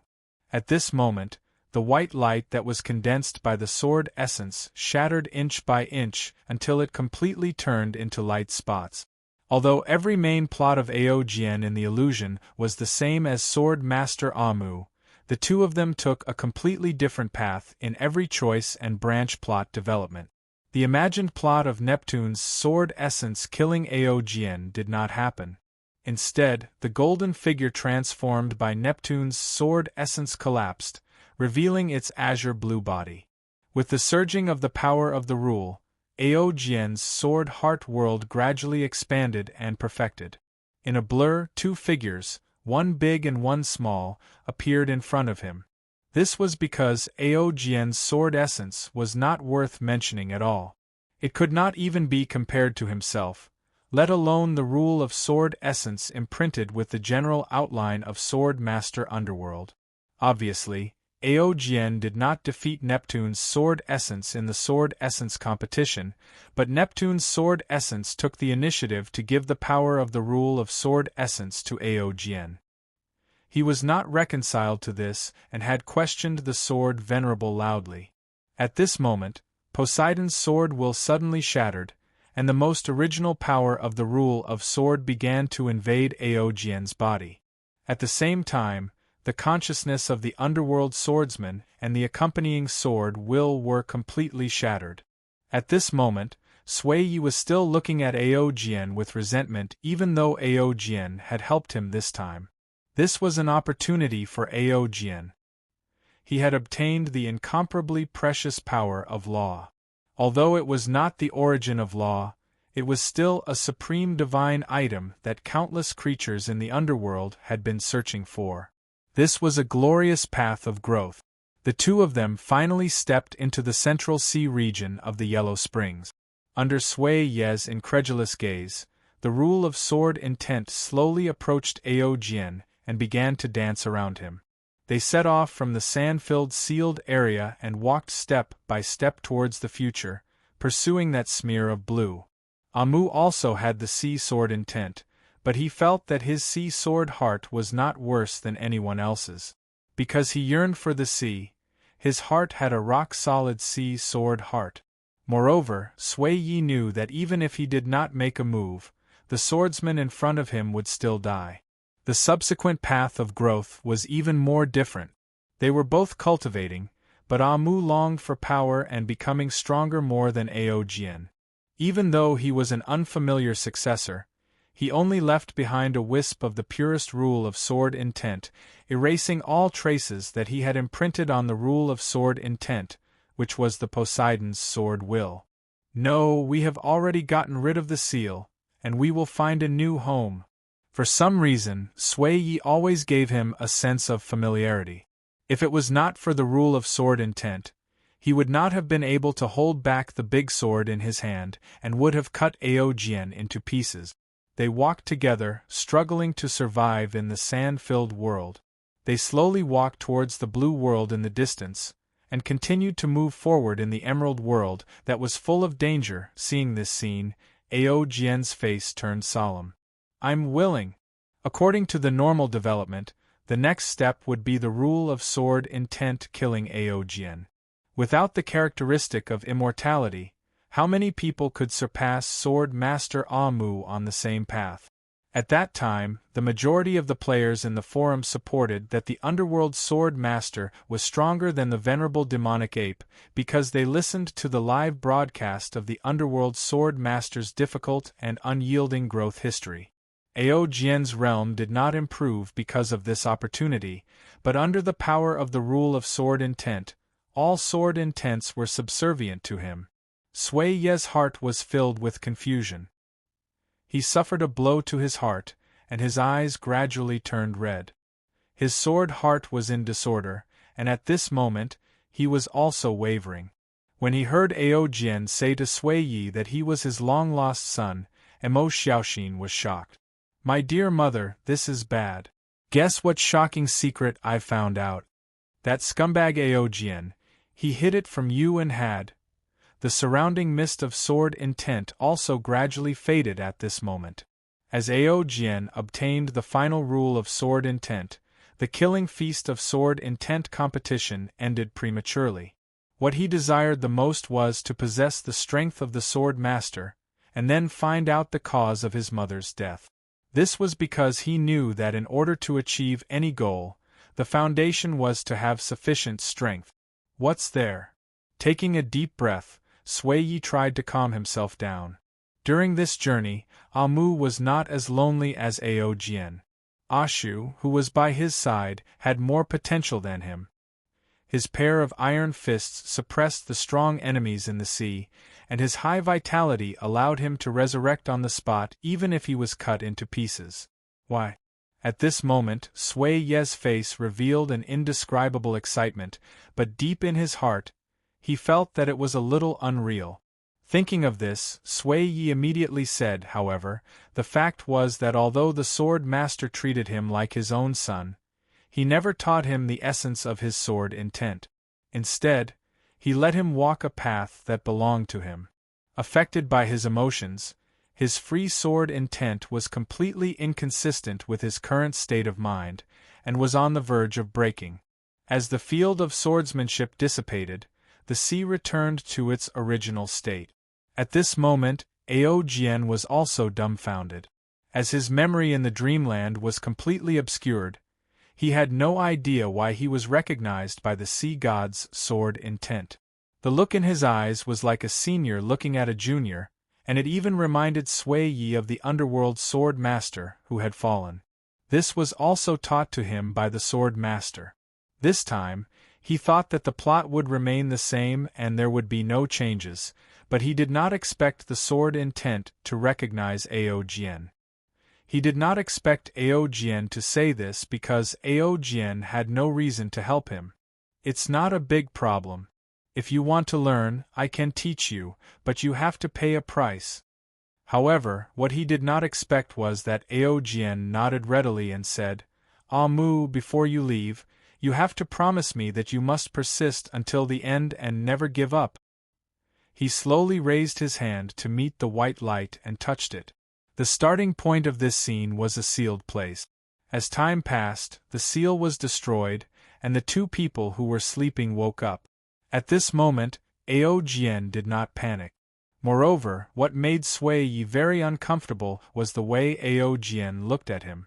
This time, when the sword master fell, he thought that he was the most legitimate successor of the sword intent.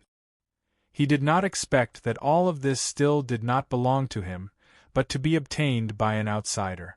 This was not a sad story, but an inspiring history of growth. However, for some reason, Ao Jian's heart resonated with it. Hearing this, Ao Jian had a strange look on his face. Instead, he chose the sword intent challenge. Although he was defeated by the Devil Ape Lord, this did not negate the strength of the underworld sword master. He originally thought that Ao Jian wanted to give him the law of sword intent, but he did not expect that Ao Jian wanted him to comprehend it on his own. Moreover, He was sure that he did not win the battle of sword intent because the Poseidon sword intent was still dazzling, and there was no sign of defeat. Thinking of this, Sui Yi sneered. Looking at Ao Jian, who was confident of winning, Sui Yi wailed in his heart. What Ao Jian obtained was the underworld sword Venerable's fusion of all the sword wills and a wisp of sword wills from the 6 paths of reincarnation, which belonged to the source of sword wills. After struggling for a while, Sui Yi chose to agree to Ao Jian's request. This time, he decided to learn the law of sword intent from Ao Jian. The law of sword intent that he mastered also made him rarely have a match in the same realm. As an ancient god, the underworld sword master was once one of the people at the top of the pyramid in the underworld. In fact, Sui Yi did not have much hope when he asked this question. After all, this ability was definitely Ao Jian's biggest trump card. How could he teach it to an outsider? This was a journey that was completely different from Ao Jian's. At the moment when Ao Jian entered the illusion, they were not far from the sea. They did not have to travel for as long as 3 years. Are you willing? Ao Jian smiled and continued to speak. I promise you, Ashu. These images faded in the end. As the consciousness left by the underworld sword master shattered, the memory hidden in the depths of the consciousness completely dissipated, and the images ended. This was because he did not feel any threat. At this moment, he was stunned. During this period, Ao Jian vaguely heard a conversation. At this moment, Ao Jian also came back to his senses. I have been the disciple of the underworld sword master all my life, and now I have to be the disciple of his successor? The thin figure held the other person's hand and looked up to ask. Ao Jian immediately turned his head and saw a flash of white light with a majestic sword intent slashing toward his head. In fact, as long as Ao Jian had watched the video released by reading more than 1,000 scrolls in the forum that explained the story of the underworld sword master, he would know some of the life stories of the underworld sword master. They had only known each other for a short period of time, but it felt like they had known each other for a long time. Looking at Sui Yi's furious eyes, Ao Jian knew what he was thinking and could not help but sigh. The truth was just as he thought. Every time Ao Jian challenged, he could not hold on for more than a few minutes. The result was that he was killed by the sword intent without exception. Just like how the underworld sword master did not let Sui Yi inherit his sword intent, he did not want others to continue on his path. Is that true? This power gave Ao Jian an illusion that he was the master of the sword and the master of thousands of sword intents. Hearing this, Sui Yi was stunned. I'm only passing on my understanding of the law of sword intent. As for whether you can condense your own law of sword intent, it's still up to you. See, God's sword intent's action of getting close to Ao Jian completely shocked Sui Yi. Although his memory was covered, the understanding of sword intent remained in his mind. One of them had boundless life force surging in his body, while the other had a blue sword intent in his body. His story was more like a spirit. Looking at Ao Jian's awkward face, Sui Yi felt like killing someone. However, his smile soon froze. He felt that he would regret it for the rest of his life if he missed this opportunity. At the end of the story, the two who had accompanied each other from the beginning had reached the peak and arrived at the center of the Azure Sea. From then on, that place was their home.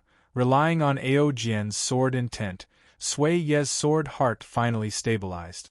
This was because Ao Jian had taken away what he wanted the most. This hatred could not be erased with one helping, it was a deep hatred. In fact, the illusory challenge was the most difficult stage in the sword intent field. Apart from the law of sword intent, are you willing to teach me the supernatural power of resurrection? Are you really willing to teach me the law of sword intent that you have comprehended? It was also because of this battle that Amu was valued by the current underworld sword master and joined the underworld chamber of commerce. Thinking of this, Ao Jian's face was filled with shock and disbelief. You might not believe it, but I feel like you're my long-lost son. Of course. A large number of players began to move toward the central area where the sword intent field was originally, wanting to see what was there.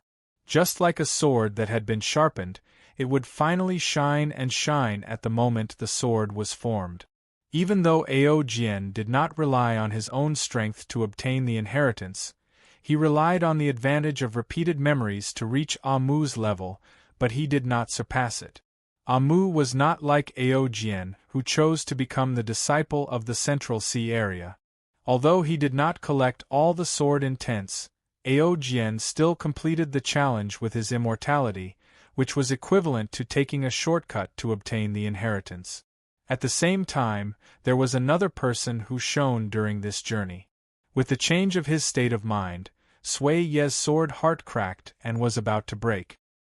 Hearing this, Aojian knew that things had taken a turn for the better, and a smile appeared on his face. Therefore, although Sui Ye's sword was strong, it was not worth mentioning in front of Aojian, who had mastered the law of sword.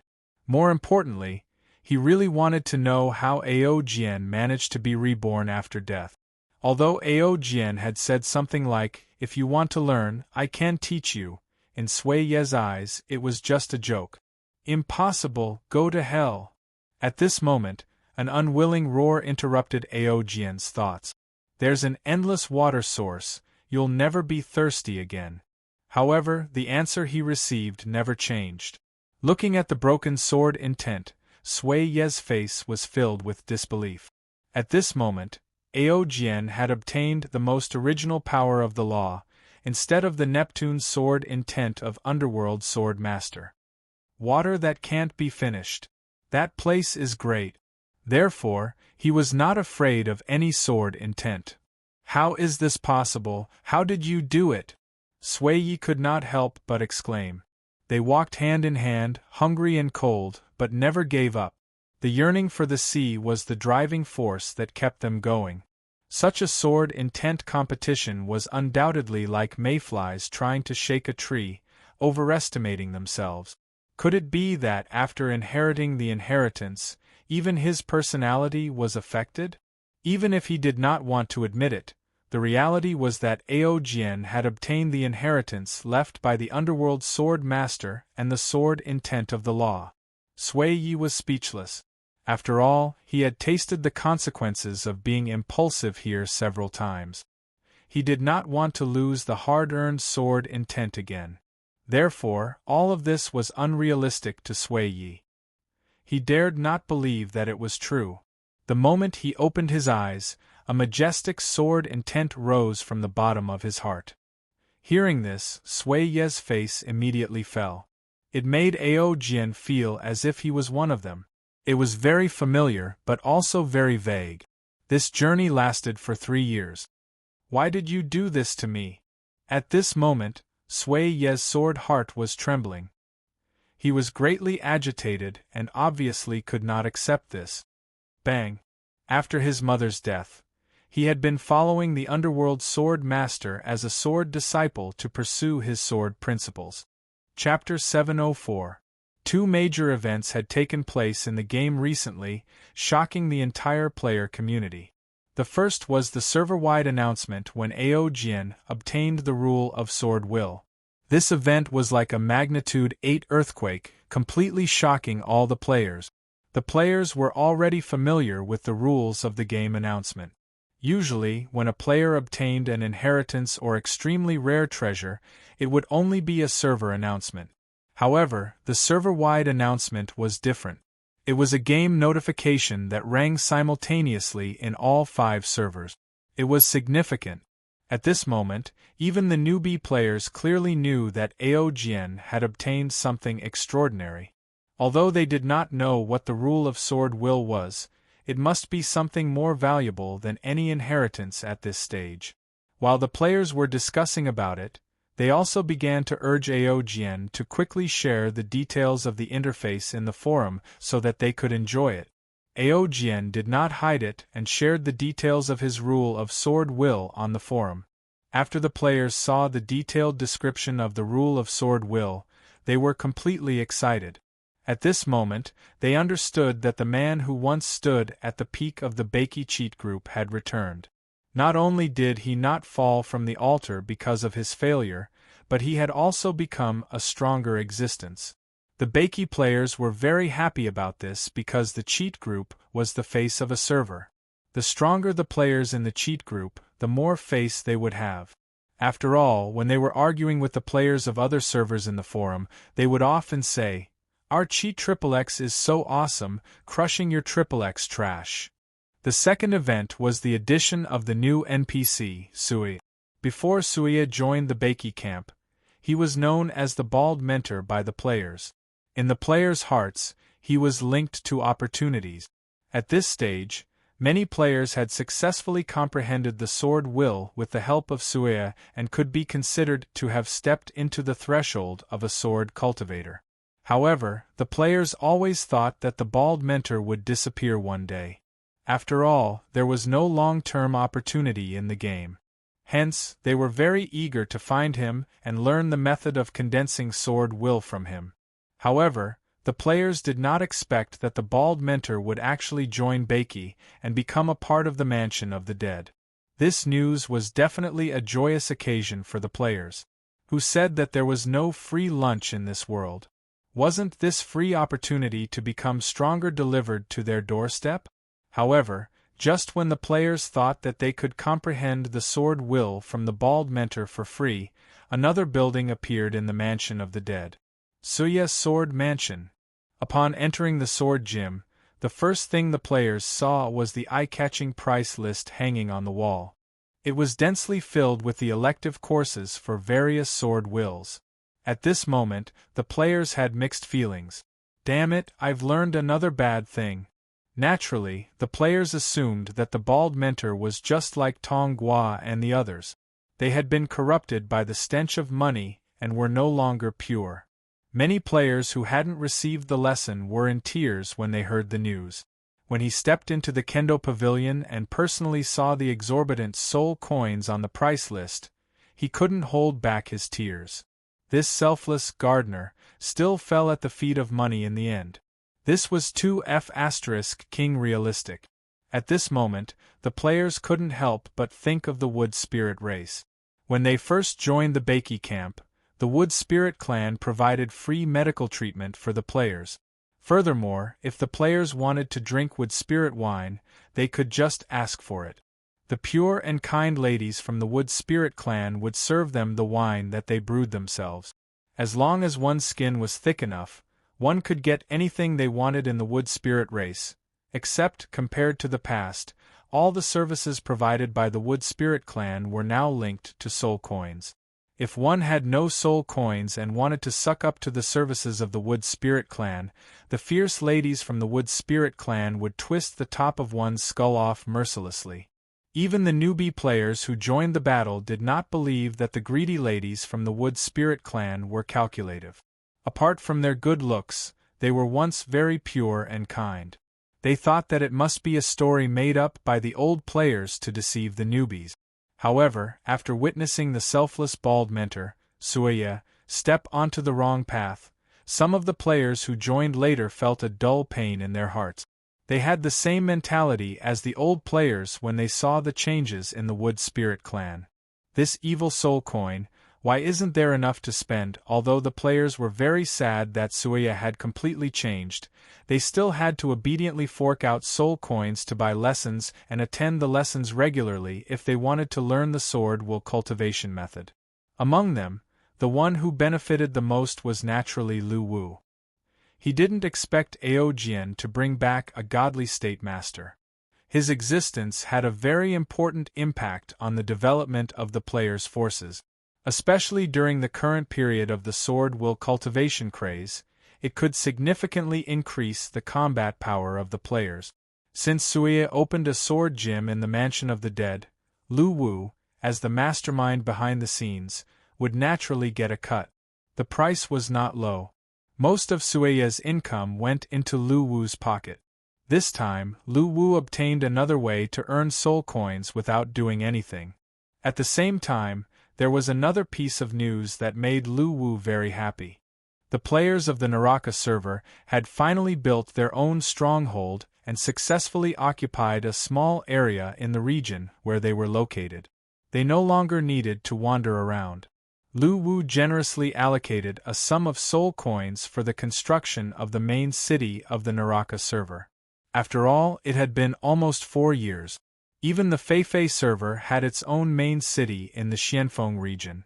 However, the Naraka server was still wandering around. Lu Wu couldn't stand it anymore. However, such a huge difficulty also brought opportunities for the Naraka server to develop. There were also many benefits. At this time, after years of development, the overall combat power of the Naraka server could compete with the European server. Of course, Reinhardt, who had a demigod mount, was a special exception. According to the current development trend, it was inevitable that the Naraka server would surpass the European server. This was a fact that the European server players had to admit even if they didn't want to. In this regard, they could only think of ways to develop their own player forces and strive to continue suppressing the Naraka server. Now, the European server players had found a very good way. That was to follow the original players and freeload experience and soul coins. After tasting the sweetness a few times, the European server players generally had this mentality. Don't ask if there were any benefits. Seeing that the original players were moving out in large numbers, they could just freeload and be done with it. The healthy competition of the 5 servers indirectly increased the motivation of the players to become stronger. Everything continued to develop in a good direction. While the players were developing, the Sea King was also meeting his own turning point. Previously, when the Netherworld branch of the Devouring Sea started a war with the players, the Sea King thought that he had to make a decision and take a gamble. He would help the players in the battle against the Netherworld branch of the Devouring Sea. However, he didn't expect that the battle would turn into a war of gods. In the end, even the Netherworld swordsman fell. Not only did this exceed the Sea King's imagination, but it also exceeded the expectations of the Netherworld headquarters. In this regard, the Netherworld headquarters had already mobilized manpower to prepare for war with the player clan. However, this preparation could not be completed in a short time. According to the usual situation, once there was a force in the outer sea that resisted the Netherworld Merchant Guild's trade rule, the headquarters only needed to send a few gods to deal with it. However, this battle was different because even the Netherworld swordsmen had fallen in this battle. This was enough to prove the strength of the opponent. They had to be fully prepared. However, this preparation required a lot of time. This was because most of the headquarters' combat power was scattered in various resource points in the Central Sea. If they did not prepare in advance and mobilized manpower on a large scale, they would definitely be discovered by the enemy forces. It was very likely that the enemy forces would take advantage of the Netherworld Merchant Guild's weak defense to plunder a large amount of resources that belonged to them.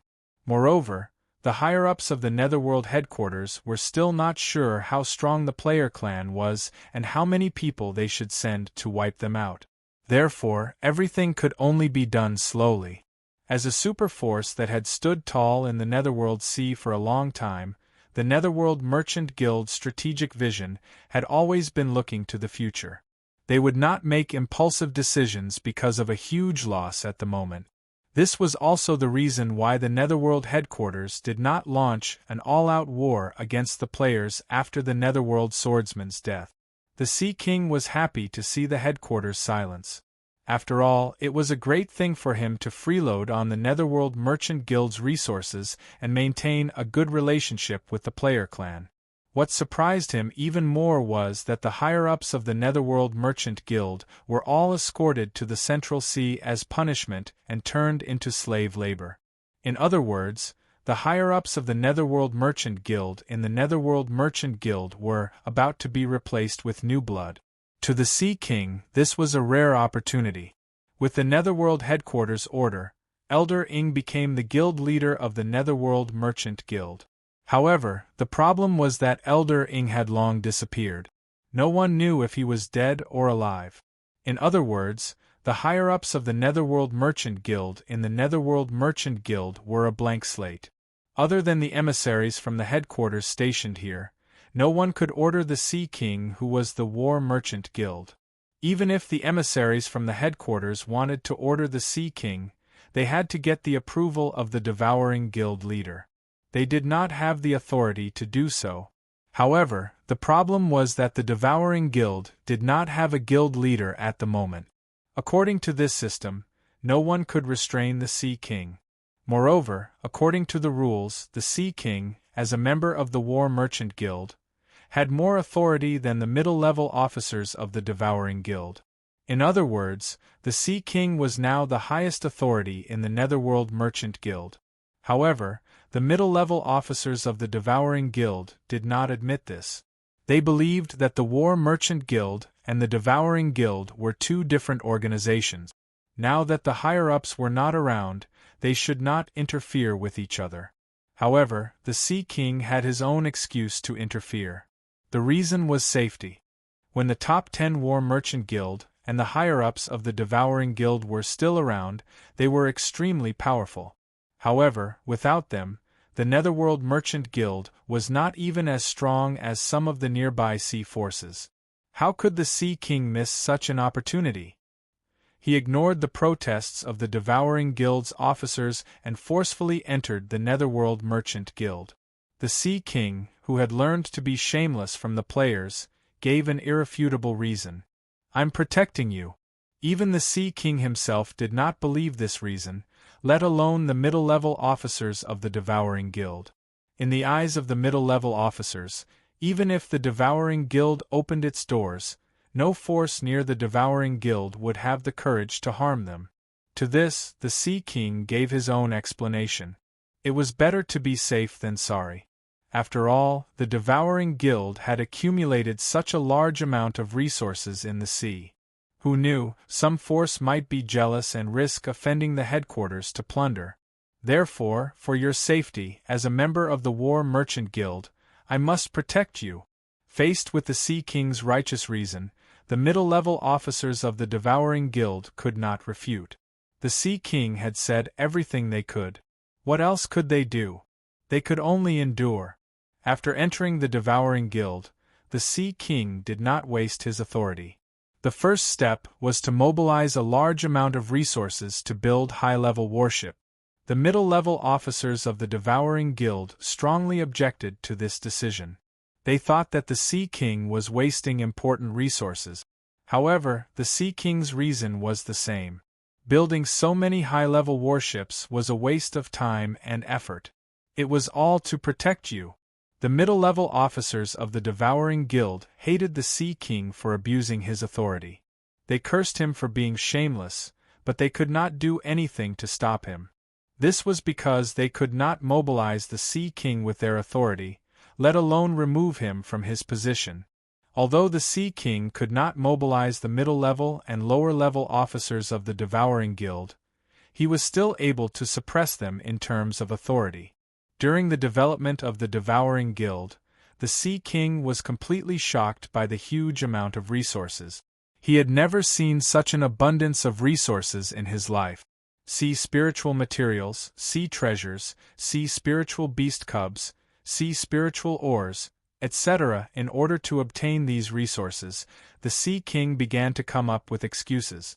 If they lacked warships, they would build high-level warships to arm their own Mute navy. The reason was that they wanted to become stronger to protect them. They had no selfish motives. If they lacked cultivation resources, they would plunder a batch of sea spiritual materials from the Devouring Guild for the soldiers' cultivation.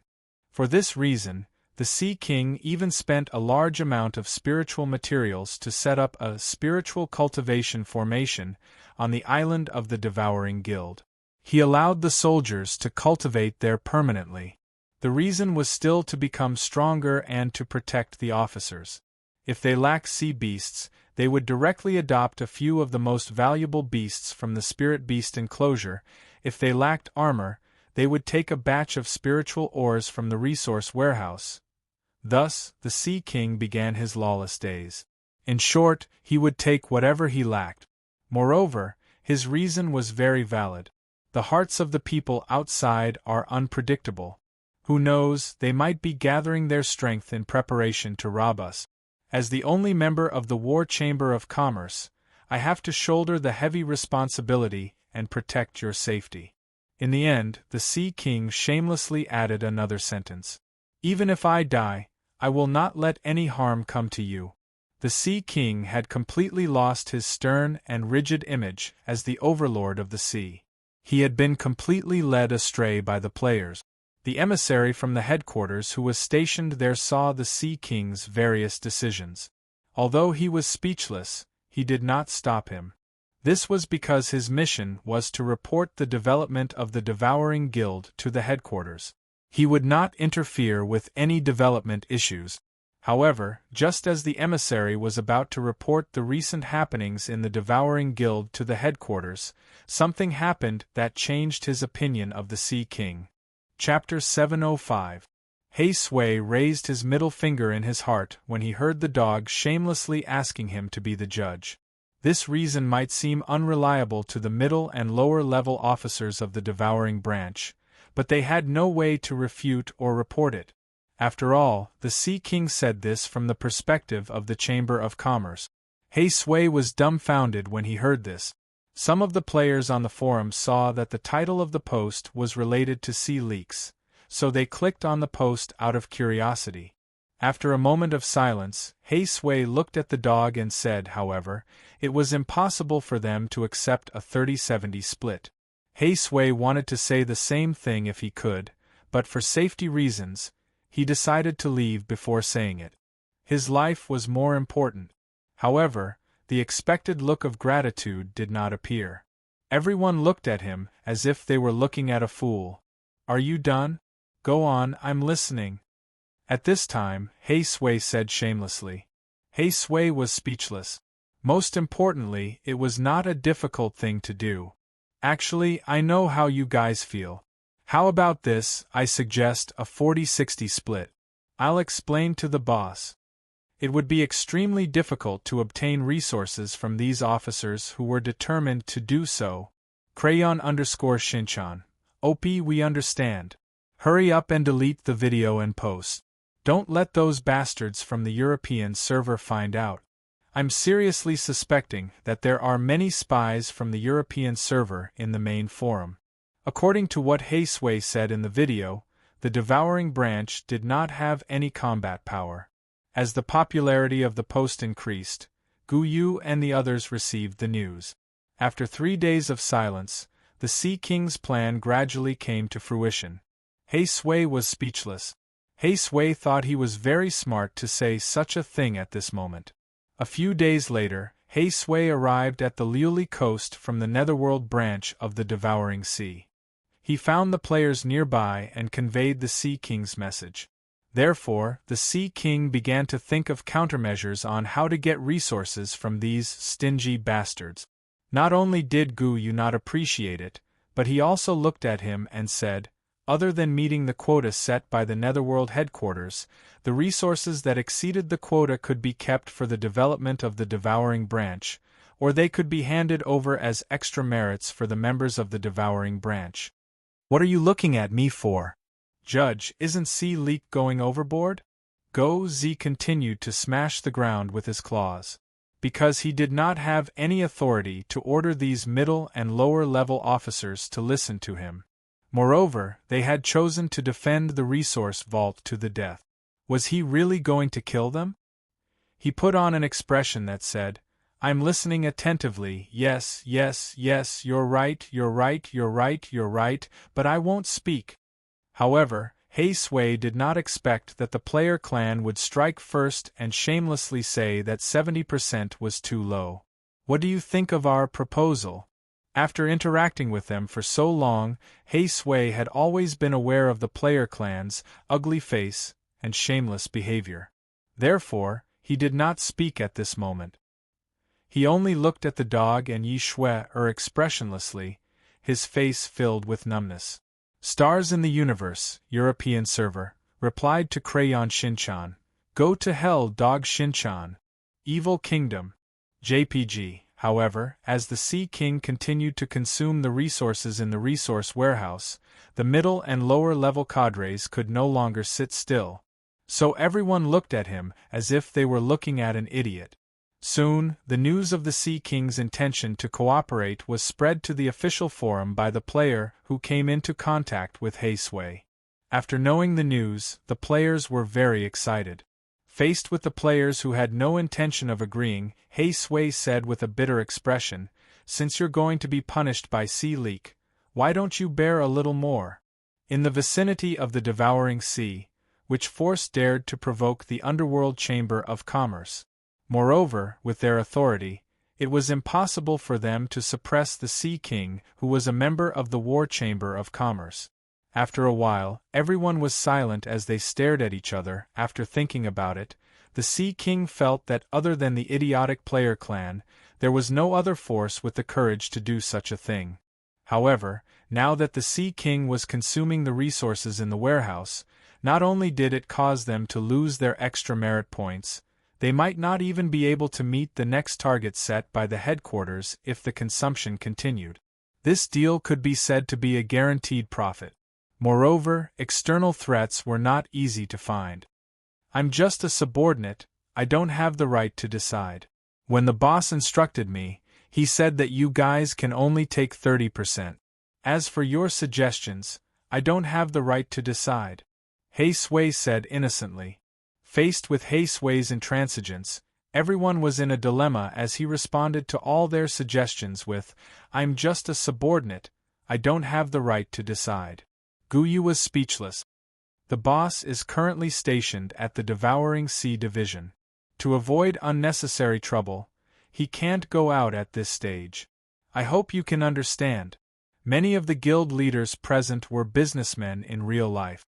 Although they were not as strong as the underworld creatures in terms of combat power, they were definitely experts in negotiation.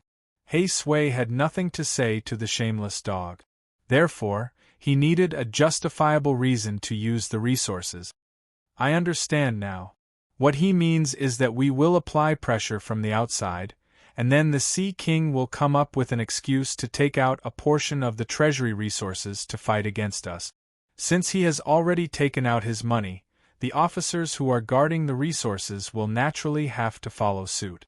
After getting these resources, we will put on a show for the war between us. At the same time, for safety reasons, we will temporarily keep these resources. When the time comes, the Sea King will return the money in full, and the officers will split the resources guarded by the officers 30 to 70. Brilliant! Of course, Sui could only complain in his heart and did not dare to say it out loud. Surely the strongest. Sea Leak is becoming more and more promising. Even so, he still knows to take care of us who are watching him grow like a father. I'm very comforted. Good Leak. Good Leak. Laughing emoji. Otherwise, according to the player clan's character, they would definitely agree shamelessly. They would even make him swear on his soul that he would not go back on his word. At this moment, the players were very pleased. They felt that Sea Leak did not forget them when he was making a fortune. What a good Leak! To protect you guys. Do you have to be so realistic? The Sea King was also very helpless towards the officers' behavior. After the plan was finalized, the Sea King began to wait for the player clan's reply. We've worked so hard to cooperate with Sea Leak, and he's only getting 70%? Isn't this a little too little? You promised to be our intimate Sea Leak and fatten us up in the future. Since when did you become so shrewd? Does this look like something a Leak would do? After all, they could not snatch it by force. He could understand that everyone wanted to maximize their own benefit. However, the player clan was not trying to maximize their benefit. They were simply robbing. After listening to Sui's complete explanation of the Sea King's plan, Lu Chai suddenly spoke. This meant that they would be busy from now on. The reward was what Sui had mentioned in the video, which was to devour a large amount of precious resources in the Netherworld branch.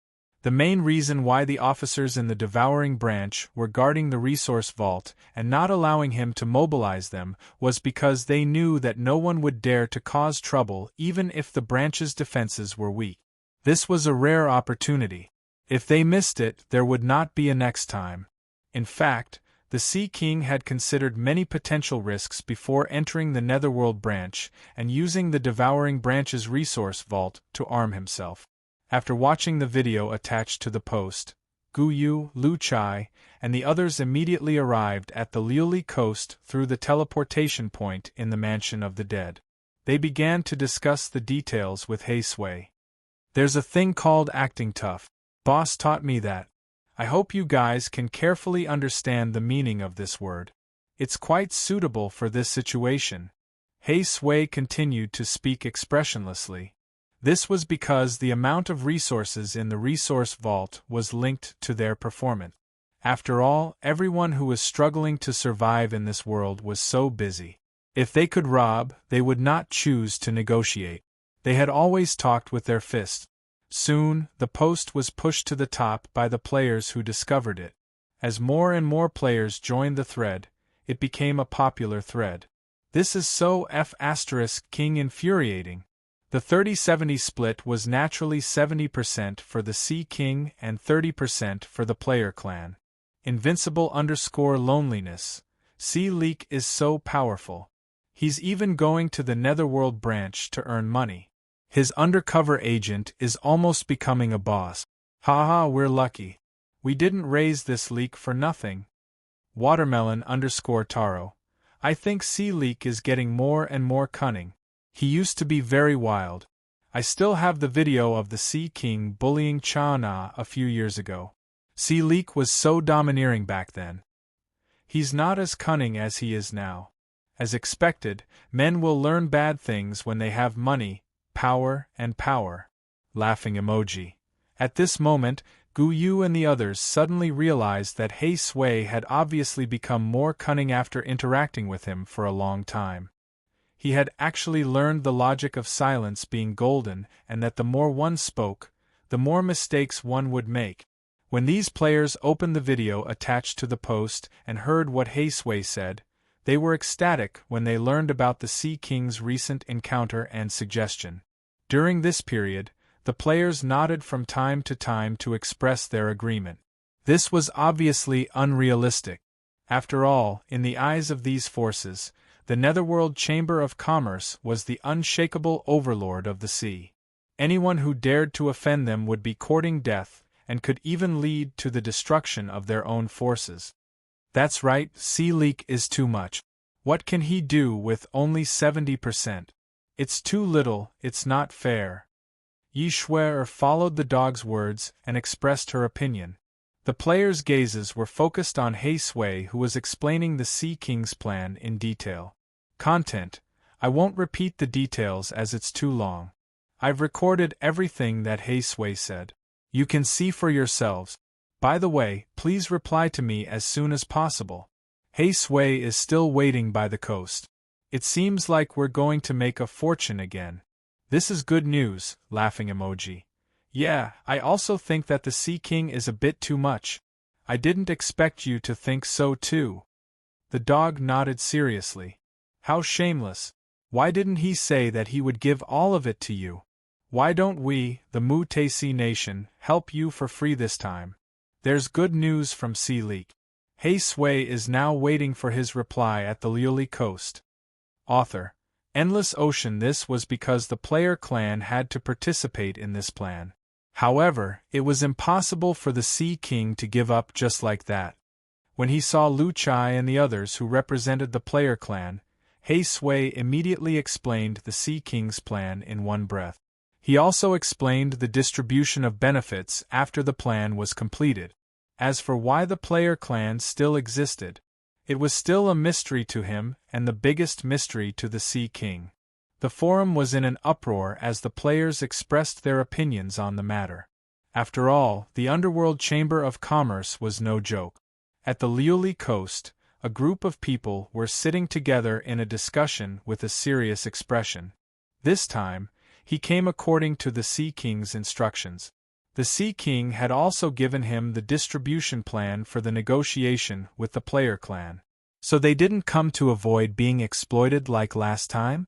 The only one who could fight against the players was the Sea King's spy. How were they supposed to fight? He suspected that the previous shameless forces were already extinct. That was why he did not meet them. The next day, the Sea King sent Haesway to the Liuli coast to look for the player clan. This time, even if the Sea King told them all the reasons why they needed resources, they would not allow the Sea King to open the resource vault. They gathered in front of the various resource vaults and chose to defend them to the death. Looking at the arrogant Sun-Chi, Haesway suddenly understood why his boss would subconsciously blurt out whenever he was troubled. At this moment, they knew that the fattened sea leeks were about to feed them back.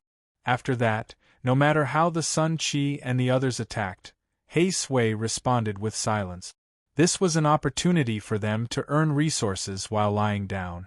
Therefore, Haesway decisively chose to remain silent.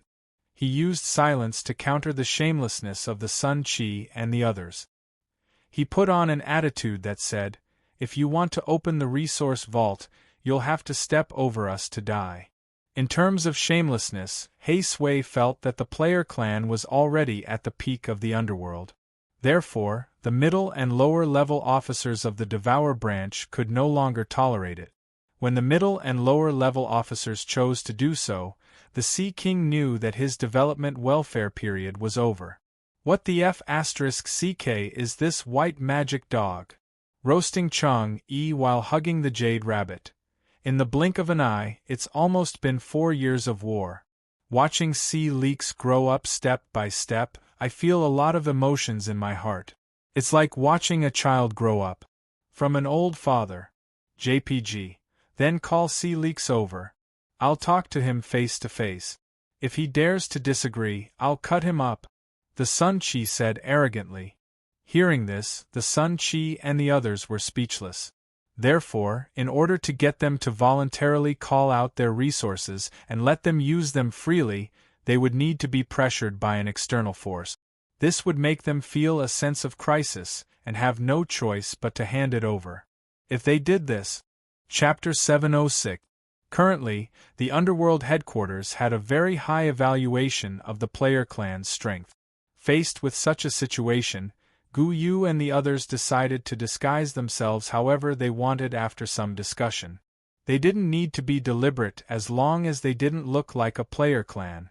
Therefore, the major forces in the Devouring Sea quickly gathered together and discussed how to fight against the Calamity tribe on Jingji Island. Although they planned to work together to fight against the Calamity tribe, no one wanted to be the main force and fight the Calamity tribe head-on. Crow takes the plane, Tornado destroys the parking lot. A warrior player who had transformed into Black Tiger Ah Fu charged forward as soon as he landed on land. Therefore, the leaders of the major forces were very curious about the Calamity tribe. After all, he was the one who suggested this. The players did this after careful consideration. In Xiaoqi even wrote a post on the forum to explain the reason. The war came faster than they had imagined. What's more, these players' avatars all corresponded to their skills. When they used their skills, they looked quite interesting. "Come out, my soldiers." A player who had transformed into a Lich King stabbed the Filial Sun sword into the ground and activated the Bone Soldier summoning skill. Although the Sea King's orders were completed, the result was too different from the ideal. Therefore, after some discussion, they finally decided to disguise themselves as whatever they wanted. They were no longer unified as long as they weren't players. As soon as they entered the Devouring Sea, they immediately attacked the nearby islands. F***ck White Magic Dog. For example, Starfish and Sponge, who were holding a net not far away. They had grown legs. At this moment, as the densely packed boats docked, the soldiers on the shore gripped their weapons tightly and held their breaths as they waited for the Calamity tribe's first appearance. The war had begun. 7 days passed in the blink of an eye. The well-prepared players had also arrived at the Devouring Sea. The difference was that they weren't the ones initiating the attack, but the Calamity tribe. However, the players were debating on what form to disguise themselves in the forum. Everyone had their own opinions. As for whether the enemy would understand, the players weren't worried at all. The Calamity tribe's actions of making enemies on all sides enraged all the major forces in the sea. At this moment, Sui realized that he wasn't strong enough in front of the player clan. He hadn't learned enough from the players. Numerous small boats detached from the player clan's battleships and sailed toward the shore. The amount of information was too large, and many warriors were instantly blinded by the colors in front of them. Just a moment ago, Sui's expression was solemn, as if he was thinking for them. But now, his expression became extremely awkward. At this time, the coast was like a large-scale cosplay scene. Densely packed anime, movie, and game characters appeared one after another. According to the Sea King, they could not plunder and devour the Yellow Springs branch as a player clan. By the time these leaders reached the coast, the war had already broken out. On the surface of the sea, the player family's warships collided with the sea beast army and warships of the various major factions, sending waves crashing into the sea. At this moment, while the leaders were furious, they also decisively began to command their subordinates to fight and disperse. As for the survivors, their descriptions of the Calamity race members were very vague. They didn't have a concrete image at all. However, what happened next left them dumbfounded. Therefore, Yin Xiaoqi's suggestion was to let the nearby forces know that the players were a force of plunder. Therefore, the players decided to beat up the nearby forces of the sea and loot some good stuff along the way. As more and more players leaped out of the small boats, various forms of players appeared one after another. It was a dazzling sight. As the saying goes, a powerful dragon cannot suppress a snake in its own territory. Usually, when foreign forces of the sea settled in, they would quietly develop for a period of time. After confirming that their foundations were stable, they would then compete with the surrounding forces for resources and expand their forces. This person was the player who ate the transmogrification fruit. After leaping out of the boat, this thunder elemental mage player shouted arrogantly, "Ha ha ha, cry, shout, and then die." A certain Chunibu player who had turned into a weakling said. Faced with the player's insatiable behavior, he suddenly didn't know how to deal with them. The leaders of the forces sat together and expressed their opinions and suggestions. Many of the creatures were creatures that these knowledgeable leaders who had lived for a long time had never seen before. They even felt that some of the creatures looked too abstract. As for the Calamity race, they only learned of it from their subordinates who were lucky enough to survive. This was because there was a great deal of risk involved. The ferocious and ugly Calamity warriors that they had imagined didn't appear. The first to appear was a yellow-skinned big rat. It was completely different from the ferocious warrior that they had imagined. It was even a little cute. The first thing they did when they arrived at the Devouring Sea was not to attack the Devouring Underworld branch. Instead, to play it safe, they attacked the major forces of the Devouring Sea first. This time, the players who arrived had changed their identities and called themselves the Calamity race. They were a plundering force from the distant Kunlun Sea. They had originally wanted to take a closer look at the Calamity race. It was just a disguise. As long as they weren't recognized, it didn't matter what they looked like. After Sui left, Guyu and the others started organizing people on the forum and got busy. Originally, the players were prepared to unify their forms for this battle so that they could disguise themselves as a single race. What was even more outrageous was that creature that looked like a raccoon. It kept taking things out of its pocket and distributing them to the creatures around it. How could such a small pocket contain so many things? They didn't expect the Calamity race to have no fixed form at all. It seemed like there were all kinds of races. Although they could tell that the Calamity race was extremely arrogant and tried to challenge all the forces in the Devouring Sea, they didn't expect them to be this arrogant. They actually dared to come when they were gathering for a meeting. Actually, they had already investigated the background of the Calamity race. However, in terms of brutality, the players were obviously a notch higher. Their arrival really caused the nearby forces in the sea to suffer. This way, they could maximize the benefits and make the officers of the devouring underworld branch continuously give up resources to help the Sea King defend against the enemies. At the same time, they would also eliminate any doubt. However, the players all had their own opinions on what they should disguise themselves as. They couldn't come to a consensus for a while. According to Guyu, since they were going to be scolded anyway, they might as well bear more of it. The player clan will remember their contributions. As soon as he said this, all the leaders of the forces were shocked. At that moment, He Sui was extremely sad. He knew that he would definitely be beaten up by the Sea King when he returned. In just 3 days, 2 islands had fallen, and the resources inside had been plundered by the players. Did you guys take a screenshot? Do I look cool? At that moment, the leaders of the various forces expressed their opinions and tried to fight for more benefits for their own forces. The final result of the negotiation was still 50-50, with the players taking 50% and the Sea King taking 50%. It was the same as the previous time. My turn to draw a card. It's you. Come out, Fire Elemental Giant. A certain elemental sorcerer player, who had transformed into the Game King character, also changed his appearance at that moment.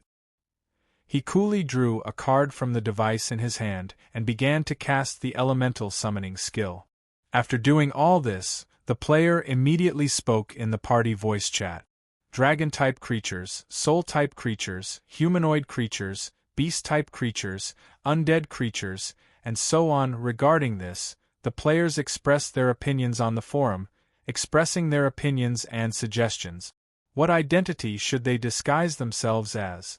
After He Sui said that he was willing to take responsibility and compromise, he thought that he would receive sympathy from the players. Therefore, to be safe, the players had to disguise themselves and fight the Sea King to a standstill. After all, from the underworld headquarters' point of view, even the Sword Lord had fallen in the hands of the player clan. How could the Sea King be defeated? At that moment, they could no longer sit still. Furious, they stood up and led their personal guards towards the coast. If they used the identity of the player clan to plunder the Engulf branch, it would be very suspicious if the Sea King successfully repelled the players' invasion. Underworld, Engulf Ocean.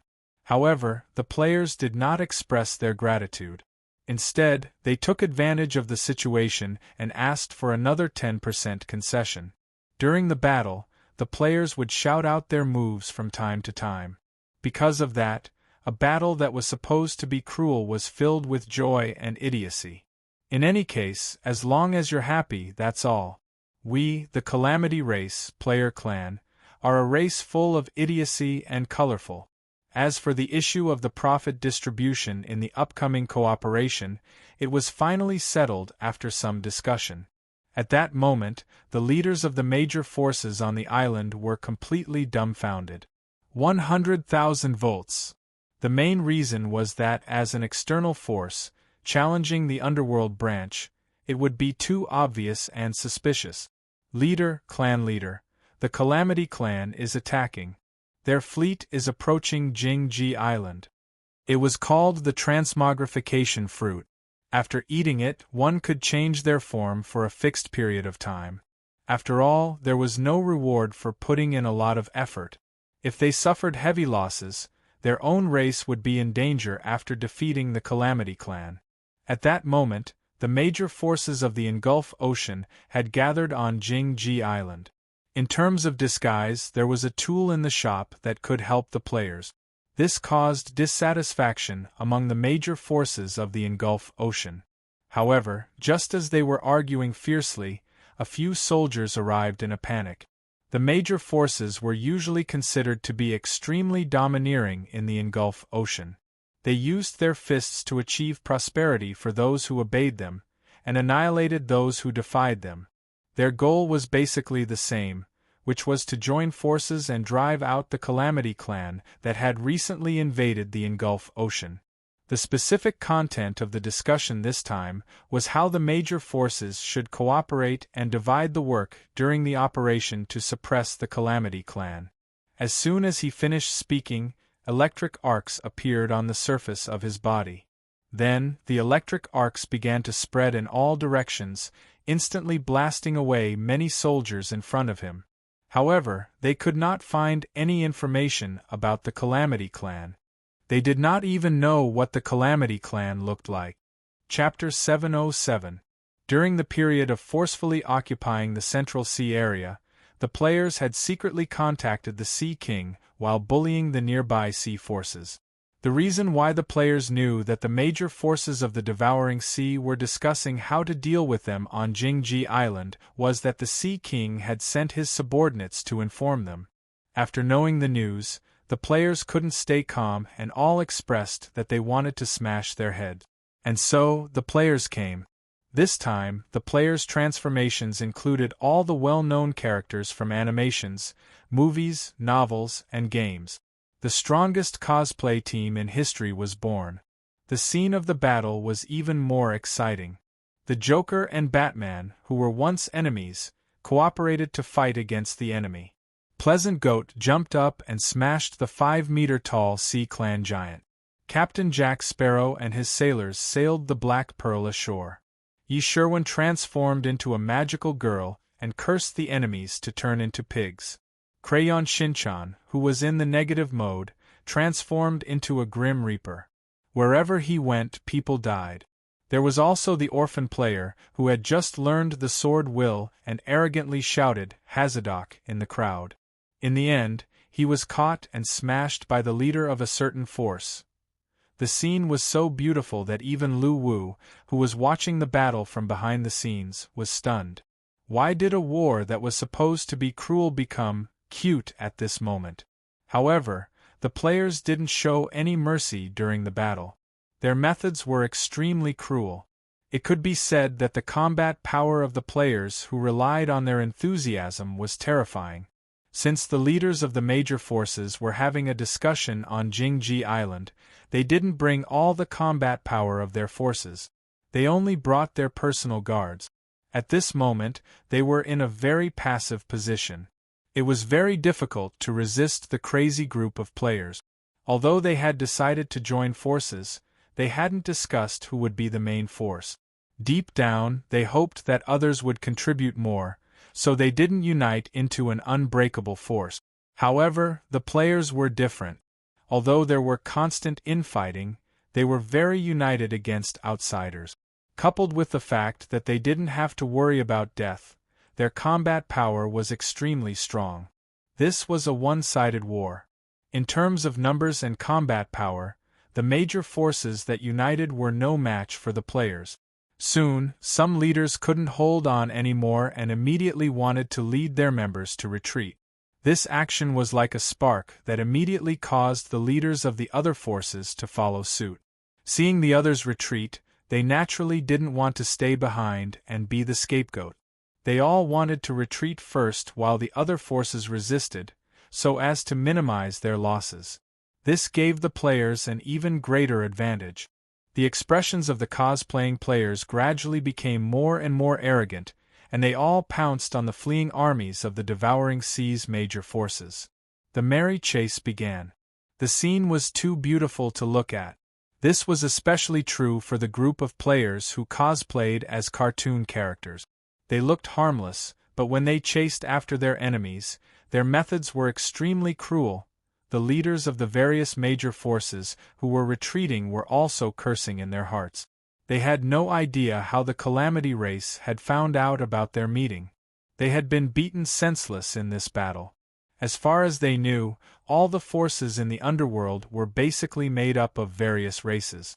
For example, the Sea King's Mute Sea Nation was mostly made up of his own people or descendants who were related to him by blood. It was the same for the major forces that the players came into contact with. For example, the Rahu race, Corpse race, Nether race, and so on. Even the super forces, such as the Netherworld Chamber of Commerce, were made up of many races. If the Sea King joined the Netherworld Chamber of Commerce in the future, then the entire Mute Sea nation would become a part of it. There would also be many other races like the Sea King joining, forming a major force. However, when they saw the internal structure of the Calamity race, they were completely dumbfounded. They were all individual creatures. At a glance, there weren't many creatures of the same race. It was simply unbelievable. To them, the formation of such a force completely went against the structure of the underworld forces. If they hadn't seen it with their own eyes, they would never have believed it to be true. Usually, before a battle broke out between forces, they would gather information on the opposing races in advance and study their weaknesses. After all, no matter how strong a race was, it still had its weaknesses. However, after seeing this so-called Calamity race force, the leaders of the major forces completely gave up on this idea. How the heck were they supposed to study this? There were all kinds of them, and there were many that they had never seen in their entire lives. Study your ass. The leaders of the major forces were furious as they left the scene, cursing and swearing. The players gave up after chasing after them for a while. This was because their target wasn't the leaders of the major forces. Their main target was still the Sea King. In this battle, they wanted to use the name of the Calamity race to send a message to the major forces of the Devouring Sea. We, the Calamity race, are a plundering force. We are ruthless and don't talk much. This way, when the time comes to plunder the Netherworld Trade Union, it would be justifiable. After all, this was their line of work. They weren't targeting the Netherworld branch of the Devouring Sea, but all the forces of the Devouring Sea. No exceptions. By doing this, they could also minimize the risk to the Sea King. After a period of chasing and beating, the leaders of the major forces successfully led their remaining troops to retreat. The players had also completely occupied Jingji Island. After the battle ended, the players started to rest and chat. Some even took pictures with each other. After all, the transmogrification fruit wasn't cheap. While there was still time, they hurriedly took pictures as a souvenir. The cheerful and silly atmosphere spread once again. Next, the players had to wait for the Sea King's response. In the next few days, the Calamity race became completely famous in the Devouring Sea. In the news that circulated, the Calamity race was described as a powerful but extremely cruel force that came from the sea to plunder. Many of the weaker neutral forces trembled in fear. They were afraid that they would be targeted by the Calamity race. After the battle on Jingji Island, the leaders of the major forces of the Devouring Sea also hated the Calamity race to the core. They all wanted to take revenge. However, they didn't dare to take the initiative to attack the Calamity race. After all, they all understood the principle of the bird that sticks out gets shot first. The first to attack usually paid the greatest price. However, it was obviously impossible to make them submit just like that. Hence, the leaders of the major forces found another island and prepared to continue discussing the matter of the alliance. At the same time, for the sake of caution, they didn't make the matter of the alliance as public as before. They were afraid that the Calamity race would find out again. After confirming the time and location, the new alliance meeting began. However, what they didn't expect was that the cosplay army came again. Once again, they cruelly destroyed their discussion. Faced with the Calamity race, who always received news, the leaders of the major forces cursed and started to search for spies after being chased all the way. During this period, the leaders of the major forces of the Devouring Sea conducted in-depth investigations on their own members. They even accidentally killed a few suspicious members before stopping. However, just as they thought that everything was safe and that they could discuss how to join forces to fight against the Calamity race, the cosplay army came again. In fact, the players were very clear about one thing. They were not afraid of devouring any forces in the sea. Although they weren't afraid of any forces of the Devouring Sea, it would still be extremely difficult for them to fight against the combined forces of the entire Devouring Sea. Hence, they couldn't let these forces have the chance to form an alliance. The leaders of the major forces didn't expect that every time they held a meeting, the news would be leaked. It wasn't that there was a mole in their forces, but that there was a mole in the Yellow Springs Devouring Sea branch that they trusted. As the uncrowned king of the Devouring Sea, although the Yellow Springs Devouring Sea branch never interfered in the battles between the major forces, its position was above all the other forces. Hence, whenever the leaders of the major forces of the Devouring Sea held a meeting, they would symbolically invite the Yellow Springs Devouring Sea branch to join them as a form of respect, regardless of whether they showed up or not. However, they never expected that the Yellow Springs Devouring Sea branch had long since been taken over by the players. Every time the Sea King received an invitation to attend a meeting, he would inform the players immediately, even though he didn't have any intention of going.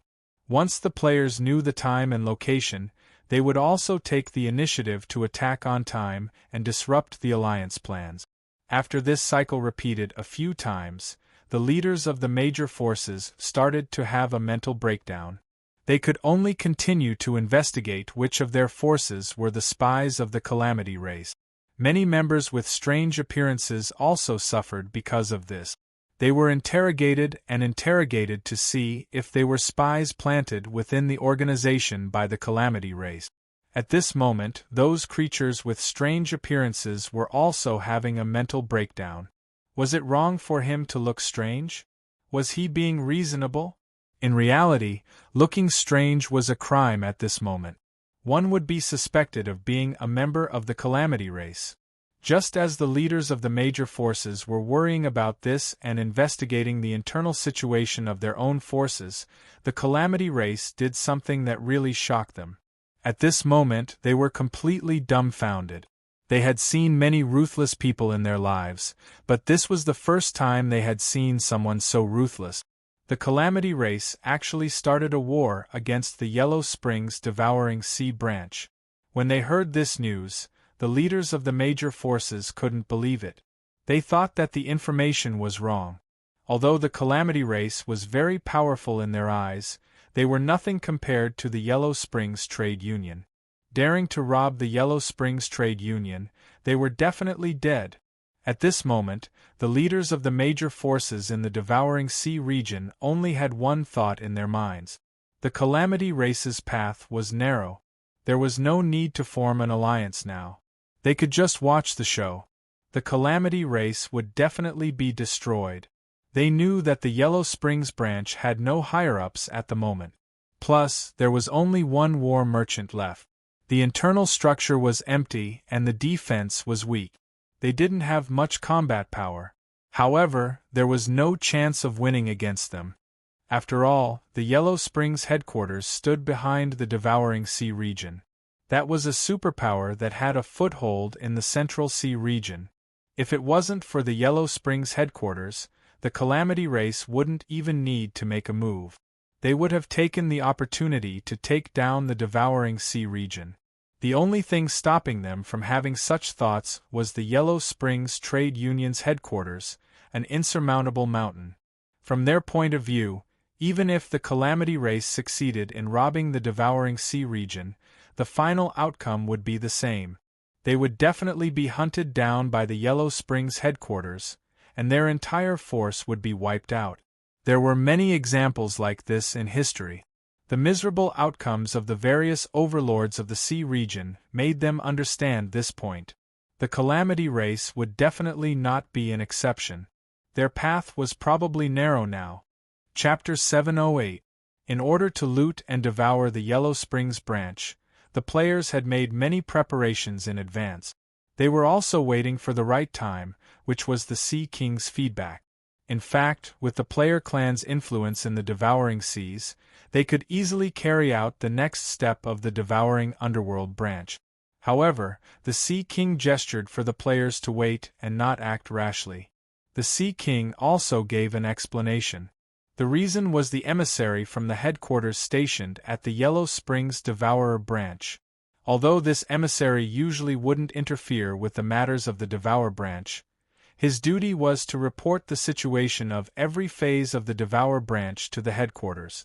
In other words, this envoy has the ability to directly communicate with the Huang Quan headquarters. Back then, there were also the President, Elder Ing and the others who had such abilities, but at the current stage, only this emissary had it. If players attacked at this time, they would have to face the envoys from the headquarters. This would increase the risk. Putting aside the strength of the emissary, if the emissary chose to contact the headquarters immediately and request for reinforcements, there was a high possibility that the gods from the headquarters would tear through space and come over. At that time, the plan would definitely fall short of success and fail completely. Therefore, according to the Sea King, they had to wait for the messenger to leave first. And this would happen very soon. This envoy had served for 10 years and was about to return to the Yellow Springs headquarters. At that time, a new envoy would arrive. The reason why the Yellow Springs headquarters had set up a 10-year rotation of envoys was to prevent envoys from using their authority to seek benefits within the branch. The longer they stayed, the deeper their foundation would become. That was why they had set up a 10-year rotation, allowing the envoys to move to a new branch to continue their stay. The reason why the Sea King had such a bold plan was precisely because of this timing. The absence of the emissary was the best time for him to work together with the player clan. When that time came, no one in the Devour branch would be able to contact the headquarters, and no reinforcements would arrive. The risk would also be reduced to a minimum. After understanding the reason, the players waited patiently. Actually, the players were not in a hurry because the Devouring Ocean had special products that the Void Ocean and the Kuelong Ocean didn't have. For example, different spiritual fishes, different spiritual materials, and so on. There were many new things waiting for them to explore. There were even players who began to collect information on the creatures in the engulfed sea, creating illustrations and selling them to the players who were ambitious enough to create the Encyclopedia of Battle Creatures. While waiting, the players could find their own entertainment. During this period of time, he also suppressed the various major forces that were originally extremely powerful in the Devouring Sea. His days could be said to be carefree. However, the Sea King's response soon arrived. On the 13th day of waiting, the emissary bade farewell to the Sea King and the members of the Devour branch and headed to the Yellow Springs headquarters to report. The Sea King immediately sent a messenger to inform the players. At this moment, the restless hearts of the players were ignited, and they quickly began to organize themselves. There were all sorts of shouts in the live chat channel, signaling the players who were active in the Devoured Sea to return and prepare to cause trouble. After a day of preparation, the players followed the agreement with the Sea King and officially launched an all-out attack on the Netherworld Devourers branch. This battle shocked the entire Devouring Sea region. The leaders of the major forces all sent scouts to the Devour branch to investigate the specific situation of the battle. However, by the time the news spread throughout the Devouring Sea, the war had already ended. The news that the leaders of the major forces received was that the Calamity tribe had once again displayed their powerful combat power in this battle. Even though the Devouring Division had the Ocean King's Mu-Te War Chamber of Commerce overseeing it, they were still no match for the Calamity tribe. The reason this battle ended was because the Calamity race couldn't break through the defensive barrier of the Devour Branch Division, so they chose to retreat. However, the Devouring Sea's various powers hadn't expected such an outcome. From their point of view, the Calamity tribe had already invaded the Netherworld headquarters. No matter what, a god from the headquarters should have come to their aid. Hence, when they received the news that the Calamity tribe had safely retreated, they couldn't believe it. It was really beyond their expectations. At this time, on the main island of the Netherworld Devour branch, after the battle ended, apart from the barrier at the center of the island that wasn't affected, the outside was a mess. Most of the resources stored in the outer ring of the island had been plundered. Fortunately, the resources in the inner ring were still intact due to the protection of the barrier. However, this battle had also shocked the middle and lower level officers on the island. During this period of time, they had also heard that a foreign plundering force had entered the Devouring Sea. However, they didn't take this to heart. This was because no matter how far away a force was, they would definitely have heard of the Netherworld Merchant Guild's name. They wouldn't have the guts to come and offend them unless they really wanted to be exterminated. However, the reality was that this force had only arrived for less than a month before suddenly attacking and began to wantonly plunder the resources on the island. Fortunately, the Sea King's Mu-Te army was stationed here this time. After fighting with this force for a long time, many members were able to safely retreat into the barrier. Otherwise, they would definitely have lost their lives. At this moment, the middle and lower level officers whose lives were saved by the Sea King changed their attitude towards the Sea King. This was exactly what the players and the Sea King wanted to see. What he wanted was for them to willingly take out their supplies. In the following days, the main island of the Devouring Sea branch was attacked by the players many times. Although it wasn't breached due to the existence of the defensive barrier, it was inevitable that it would be breached if this continued.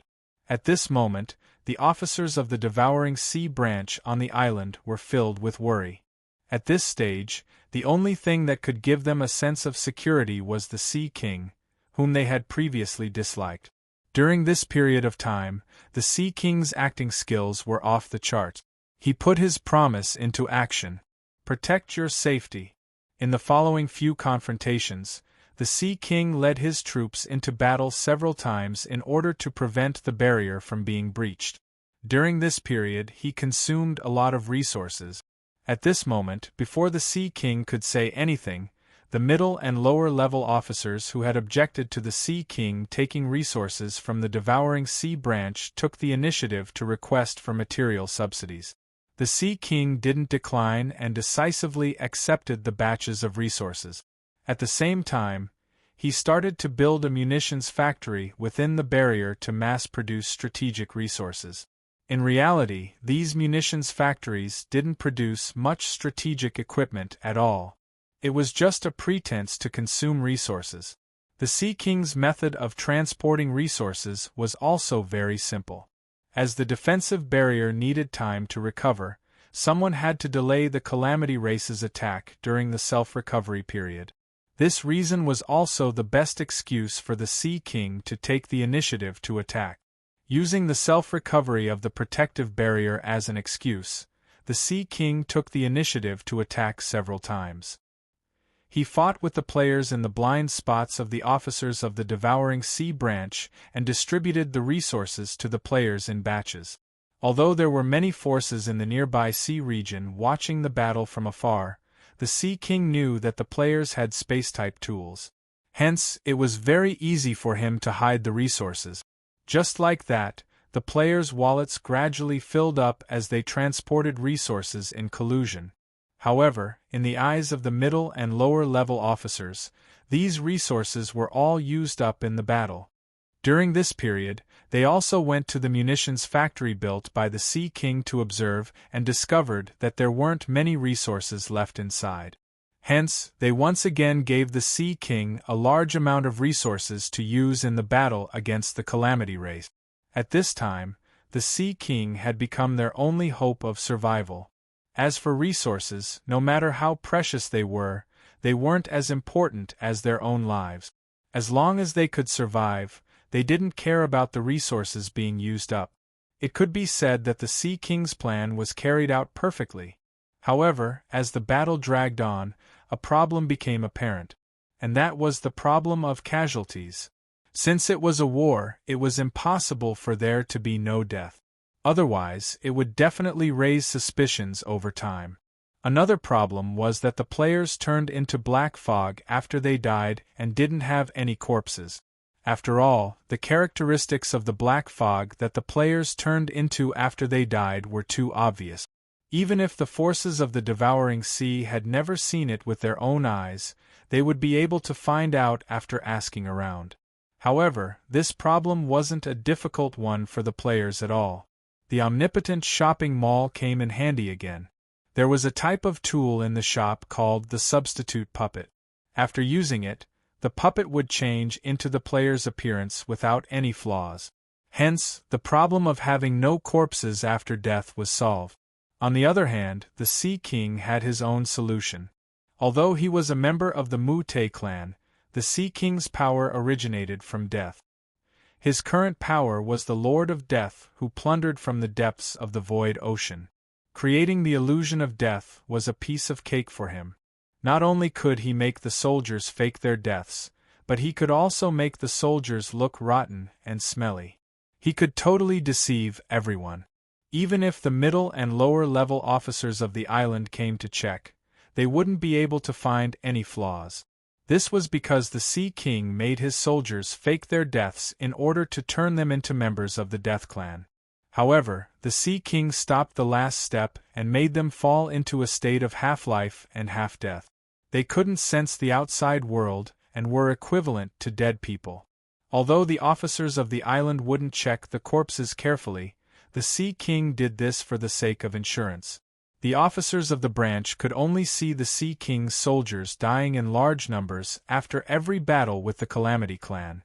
The rotten corpses were constantly transported back, and some of them were even badly mutilated. They could really feel the cruelty of the battle. The only thing they could do was to continue to compensate the Sea King with resources. At this moment, the Sea King didn't even need to say anything. They even took the initiative to open the resource vault and told the Sea King that he could take whatever resources he needed. It could be said that the Sea King's status in the Chamber of Commerce had reached its peak because of the external pressure exerted by the players. Suddenly, with the departure of the emissary, the middle and lower level officers no longer had any means to contact the headquarters. At this moment, the Sea King was like a guardian in their eyes. After going back and forth several times, the players had taken away more than half of the resources inside the island. However, to the players, this was just the beginning. How did the saying go? First, the tycoons would fork out the money and the people would donate. Only when the tycoons donated would the people follow suit. Once the money was in their hands, the tycoons' money would be returned in full, and the people's money would be split 30-70.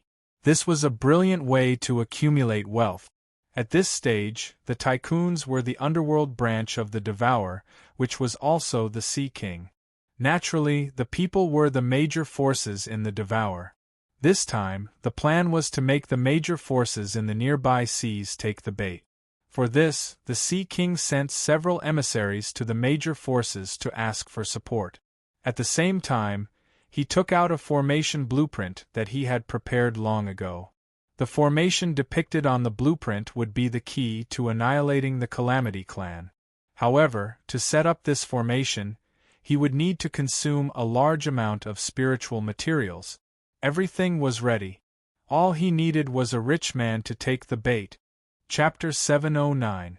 According to the plan, the Sea King sent an envoy to invite the leaders of the various forces in the nearby seas.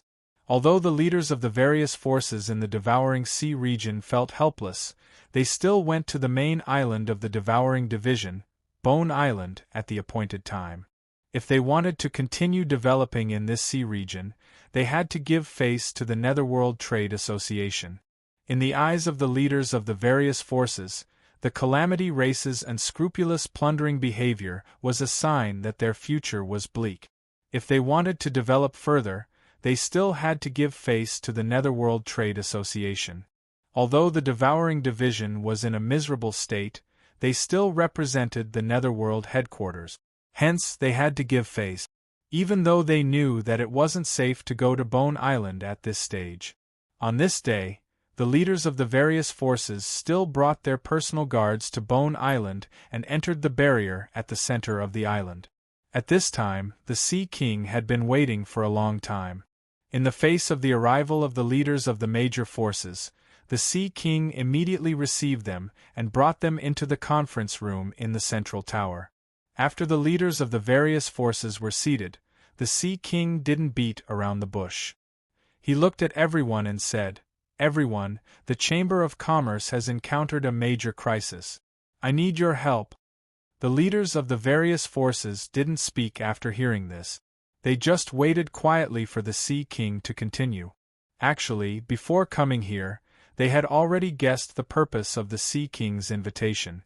After all, the Calamity race had attacked Bone Island multiple times. They had sent spies to observe the situation of the devouring division. Moreover, they weren't against joining forces to fight the Calamity race. However, what they wanted to know now was how the Sea King would arrange this battle if they agreed. Who would be the main force? This was a very realistic question. After all, the one who put in more effort was the fool. Everyone was well aware of this fact. At this time, the Sea King spoke. I think everyone here has already guessed the purpose of my invitation. I will get straight to the point. This time, I want everyone to join forces to fight the Calamity race. What do you think? At this time, a scar-faced man looked at the Sea King and said, The Forbidden Fish race is willing to join. The Calamity race plundered 2 of our spiritual mines and stole a pond full of spiritual fish that we painstakingly cultivated. They deserve to be killed. When he mentioned the Calamity race, his eyes flashed with anger. It was obvious that he had been exploited by the players recently. The Sea King nodded solemnly and turned his attention to the leaders of the other forces. The Cyan Demon race agrees with the idea of joining forces to eradicate the Calamity race. However, I want to know how you will arrange this battle and who will be the main force. The one who spoke was a green-skinned humanoid creature. The biggest difference between him and a human was that he had a third eye on his forehead. His question was what was on everyone's mind. They immediately looked at the Sea King and waited for his reply. Upon hearing this, the Sea King snickered in his heart. However, his expression turned grave as he frowned slightly. Do you have any good suggestions? As soon as these words came out, everyone fell silent once more. In fact, their suggestion was very simple. As long as it wasn't their own force that acted as the main force, anyone was fine. Of course, these words were naturally not suitable to be said out loud. Faced with the silent crowd, the Sea King finally spoke. Actually, I've already considered this point, so I have a suggestion. What do you think? Hearing that the Sea King had a solution to this matter, everyone was curious. They did not understand what the Sea King had in mind. Under everyone's curious gazes, the Sea King took out a blueprint and said, I obtained this formation by chance. It's called the Heaven and Earth Sealing Formation. It's one of the 32 killing formations from ancient times. As long as the formation is successfully set up, it can move according to the person who set it up. When the time comes, it will envelop the Calamity race, and they will definitely die. As he spoke, the Sea King spread out the formation blueprint and handed it to Heisui, who was standing beside him. He then asked Heisui to bring it to the leaders of the major forces and show it to them one by one. Upon hearing this, the leaders of the major forces were curious. When Heisui approached them, they immediately started to carefully observe the complicated formation, drawing on the formation blueprint. After Heisui walked one round in front of the major forces and showed them the formation blueprint, the Sea King immediately spoke. Has anyone heard of this formation? I've heard a little about it. It's said that this formation is extremely powerful, and there are even rumors of it being able to kill gods. However, I don't know if it's true or not. I've also heard of it, but I've never seen the formation blueprint. If this blueprint is real, then it will definitely be able to kill the Calamity race. At this moment, 2 of the leaders of the major forces spoke up with serious expressions. Upon hearing this, the Sea King knew that his plan had taken another step forward. This Heaven and Earth Sealing and Killing Formation was naturally prepared by him to trick the leaders of the major forces. However, this formation wasn't fake. It really existed, and the creator of this formation was none other than the Shadow King. After obtaining his inherited memories, the Sea King was naturally able to easily draw this formation blueprint. It was obviously unrealistic to use a fake formation to deceive the leaders of the major forces. After all, the leaders of the major forces were able to establish their own forces and stand tall until today. Apart from being powerful in terms of martial prowess, they were definitely very smart. A fake formation blueprint would definitely be seen through. Hence, the Sea King was using a method that was half real and half fake. The real was the formation, and the fake was the consumption required to set up the formation. When he thought of this, a smile appeared on the Sea King's face. Since that's the case, I won't hide it from everyone. This time, I hope that everyone can help me set up this formation. Each of you will contribute a sum of spiritual materials. This method can also solve the problem of who will be the main force. As long as the formation is successfully set up, the calamity race will definitely be destroyed. There's no need for everyone to contribute any extra effort. When they heard this, everyone was shocked. They originally thought that the Sea King wanted to unite everyone's strength to fight the calamity race head-on. They didn't expect that he actually wanted to use a formation to exterminate the player family. However, when they heard that spiritual materials were needed, the leaders of the major forces were extremely unwilling. At the same time, they cursed in their hearts. In their opinion, the wealthiest force was the Netherworld Chamber of Commerce. Even though the Devouring Branch had to hand over resources to the headquarters once every 5 years, the resources in the resource warehouse were not something that they could hope to obtain. Now that they were asking for spiritual materials, what was the point? However, no one wanted to stand out and oppose the Sea King's decision. Hence, no one said anything. The Sea King looked at everyone and said, "I know what everyone is thinking. You think that my Chamber of Commerce has plenty of resources, so there's no need for me to ask for your help, right? At least you know what you're thinking." This was the thought that emerged in everyone's minds at the same time. At this moment, the Sea King suddenly sighed. With a worried expression, he said, "To be honest, I'm sure you all know that the Devouring Branch has to hand over resources to the headquarters once every 5 years. The deadline for handing over resources this time is approaching. The problem that my Chamber of Commerce is facing now is that our resources haven't reached the quota set by the headquarters. We're already going to be punished by the headquarters. If we spend too much, we'll have to face the headquarters' wrath. I have no choice." As he spoke, a hint of sadness appeared on the Sea King's face. When they heard this, the leaders of the major forces looked at each other. They were indeed aware of this, but they didn't expect the Devouring Branch to be in such a pitiful state. However, they finally understood why the rich and overbearing Devouring Branch needed them to donate resources to set up a formation. How about this? The Chamber of Commerce will provide 30% of the formation's resources. The remaining 70% will be shared equally by everyone. Seeing that the leaders of the major forces had understood his intentions, the Sea King struck while the iron was hot. The Forbidden Cloud race agrees. The Calamity race has disrupted the order of the Devouring Branch. Everyone is responsible for eradicating them. The Sea King nodded in his heart as he looked at the leader of the major forces, who obviously hated the player family to the core. He liked people who were so foolish. They were willing to volunteer even after being betrayed. With someone taking the lead, the rest would be easy. As the Sea King swept his gaze across them, the leaders of the major forces had no choice but to nod in agreement even though they were dissatisfied. After all, offending the Netherworld Chamber of Commerce would be detrimental to their future development. When all the leaders of the major forces had agreed, the Sea King gave Sui a look.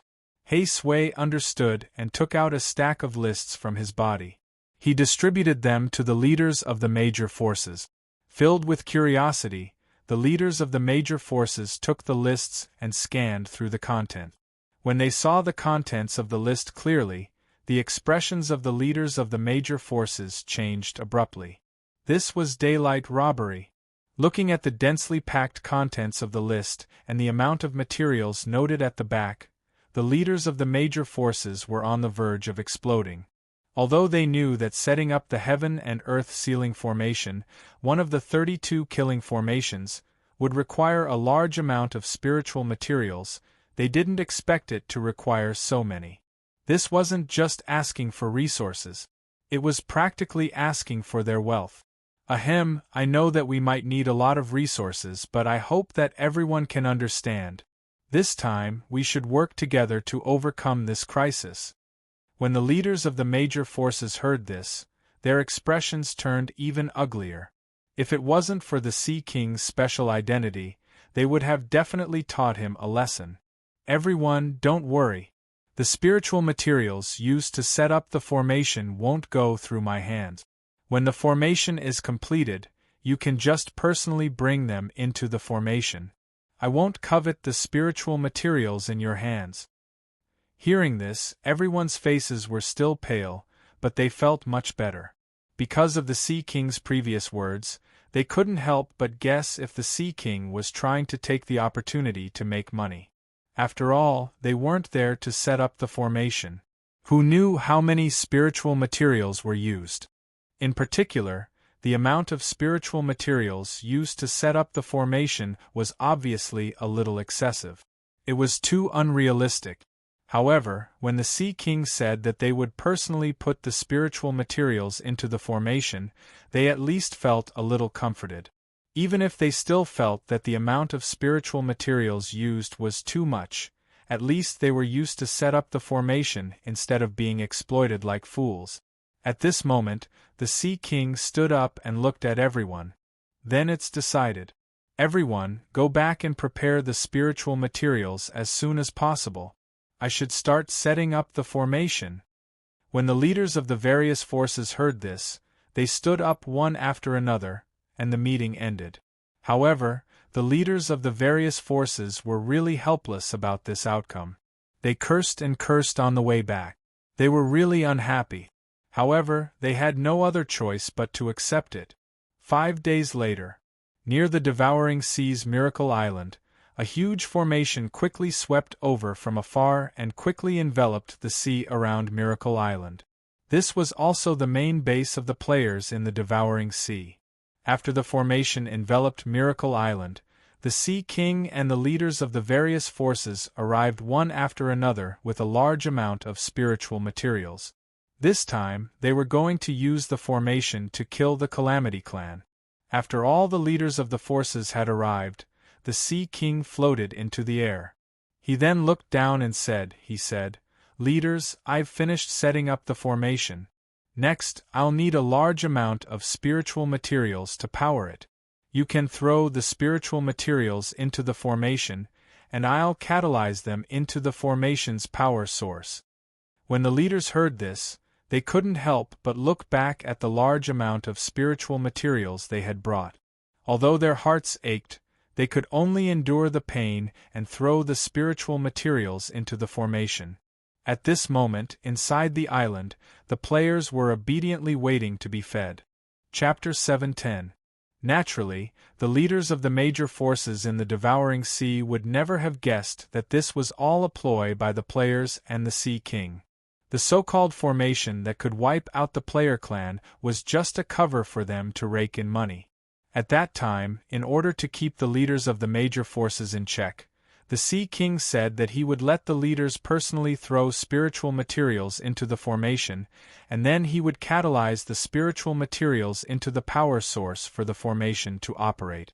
The leaders of the major forces no longer doubted the Sea King's actions. Even though they were distressed, they still prepared the spiritual materials according to the Sea King's instructions and personally escorted them over. At this moment, the heaven and earth sealing formation had been activated. After the Sea King said that spiritual materials could be thrown into the formation, the leaders of the various forces immediately began to instruct their subordinates to throw the spiritual materials they had brought into the formation. Inside the formation, the players were waiting obediently for the spiritual material rain to fall. The final revelry of the plan was about to arrive. While waiting, a purple spirit material flower suddenly floated down from the sky. Instantly, the obedient players' expressions changed, and the atmosphere became murderous. According to the plan, the players had to die during the final harvest stage to erase all traces of the Calamity race's existence. Just like the Evil King, the Sea King already knew that the players had the ability to resurrect. Previously, when the 10 major war chambers of commerce attacked Baiki, the Sea King witnessed with his own eyes how Gu Yu and the others were pulverized by the power of the venerable demonic ape. Therefore, the Sea King understood that his previous guess was wrong. It wasn't that the player clan had an endless supply of clansmen, but that they had the ability to resurrect, which defied the laws of the underworld. Therefore, the final part of the Sea King's plan required all the players to be sacrificed to create the illusion that they had been wiped out by the formation. Then, all traces would disappear.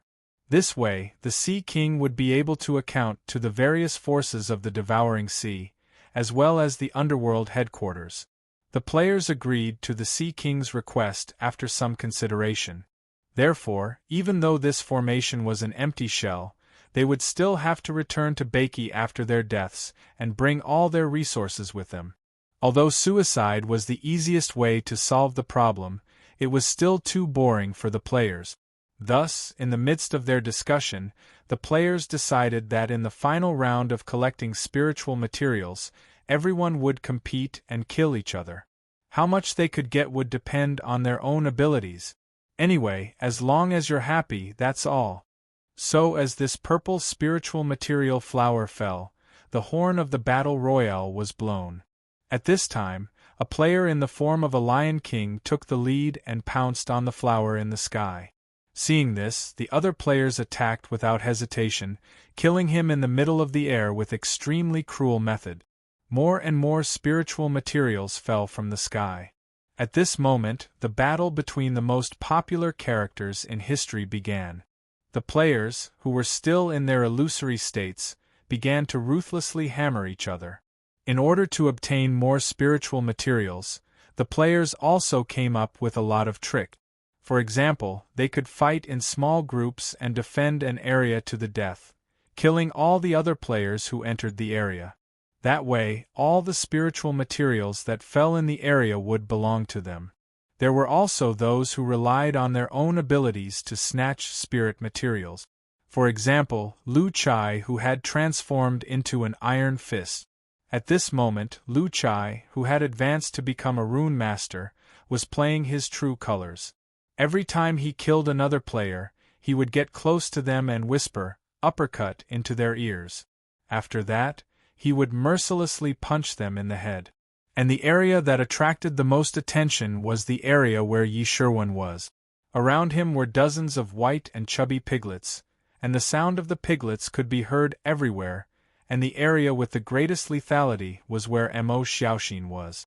Mo Xiaoxin, who was in a negative state, had transformed into a Grim Reaper. After activating his domain, all the players within 50 meters would receive negative attribute damage. Many low-level players didn't even understand what was going on. They only saw a string of damage numbers appear before their eyes, and then the screen turned gray. There was also the scene of Deadale throwing bombs everywhere while shouting explosive art, and so on. The scene was extremely chaotic. At this moment, many players were crushed by their own people. In the past, they felt very happy when they bullied other forces together. But when they became the target of their own people, they realized how cruel these bastards' methods were. All of them were King despicable. The live chat channel was even more chaotic at this moment. I just got electrocuted to death by a thunder elemental mage. If you want to kill me, then so be it. He was electrocuting me while shouting Pika Pika. What the CK is he trying to do? My King mentality has been destroyed by him. Me too. I just got punched by a grandson who transformed into Dio Brando. Mutta mutta mutta mutta mutta mutta. I'm so angry. I only remember hearing an uppercut before I died, and then I was gone. So cruel, weak, aggrieved, and pitiful. I'm even worse. I just got punched and kicked by Patrick Star and SpongeBob SquarePants. If you want to beat me, then so be it. Why are you still shouting about catching a jellyfish? Motherf Kerr, I transformed into a great North Sea monster, which part of me looks like a jellyfish. Ha ha, I'm dying of laughter. Being weak is the original sin at this moment. I'm different. I've already killed 5 of them. Watch me continue. Snap. I was stabbed in the back by my son just now. This kid actually killed his own family for a spiritual material. That's it. I'll wait for him to go offline. I'll give him a set of punches in real life, and let him know the greatness of a father's love. At the last moment of revelry, the players were having a lot of fun. There were no rules anyway. In order to snatch spiritual materials, the players would do anything. After all, each spiritual material was expensive and could be exchanged for at least a few hundred soul coins. Snatching it was a profit. Therefore, all kinds of tricks were played. For the sake of spiritual materials, the promised teammate could stab you twice in the next second. For spiritual materials, lovers would kill each other in the name of, "I don't want to see you die in the hands of others." For spiritual materials, father and son would kill each other, starting a real father-son situation. Since snatching spiritual materials was considered personal property, the trust between them was gone. It was for fun, so naturally there were no restrictions. The players went completely crazy. As more and more spiritual materials fell from the sky, all the players were in a killing frenzy. In the beginning, some players opened the analysis menu and focused on the high-level spiritual materials. However, when the sky was full of spiritual materials, they couldn't care less. They could only snatch whatever they saw like the other players. At this moment, the combat skills that they had trained for many years were put to use. At this moment, the fist became the king. All the players had the same goal at this moment, and that was to crush all the players in their sight. Let them die, and all the spiritual materials will be mine. The chaotic battle lasted for a few hours, and the level of the battle kept increasing. The further it went, the stronger the remaining players became. The battle between the walls began. Only Yuan Fong, who had transformed into a hedgehog, lay in a corner sadly. Because no one wanted to play with him in the outside world. The Sea King was still in control of the array. To be on the safe side, the Sea King didn't open the array immediately. After all, he didn't know if all the players inside were dead. Opening it rashly would be risky, so he chose to delay the opening of the array as much as possible. The members of the major forces below also raised their heads, waiting for the calamity race to be obliterated. Very quickly, half a day passed. Just as the leaders of the major forces were getting impatient, the Sea King, who felt that it was about time, finally opened the array. As the black light screen dissipated, what appeared in front of everyone was a mess. Nearly half of the island had been destroyed, and the ground was full of holes. It was as if an extremely intense battle had taken place here. The calamity race had also disappeared. However, the scene in front of them made the leaders of the major forces feel that something was wrong. This didn't look like the effect of the array's obliteration. At this moment, they looked at the Sea King suspiciously. However, the Sea King nodded calmly. "No problem. This is the effect of the heaven and earth sealing and killing formation. Didn't the calamity race get obliterated successfully? Very stable.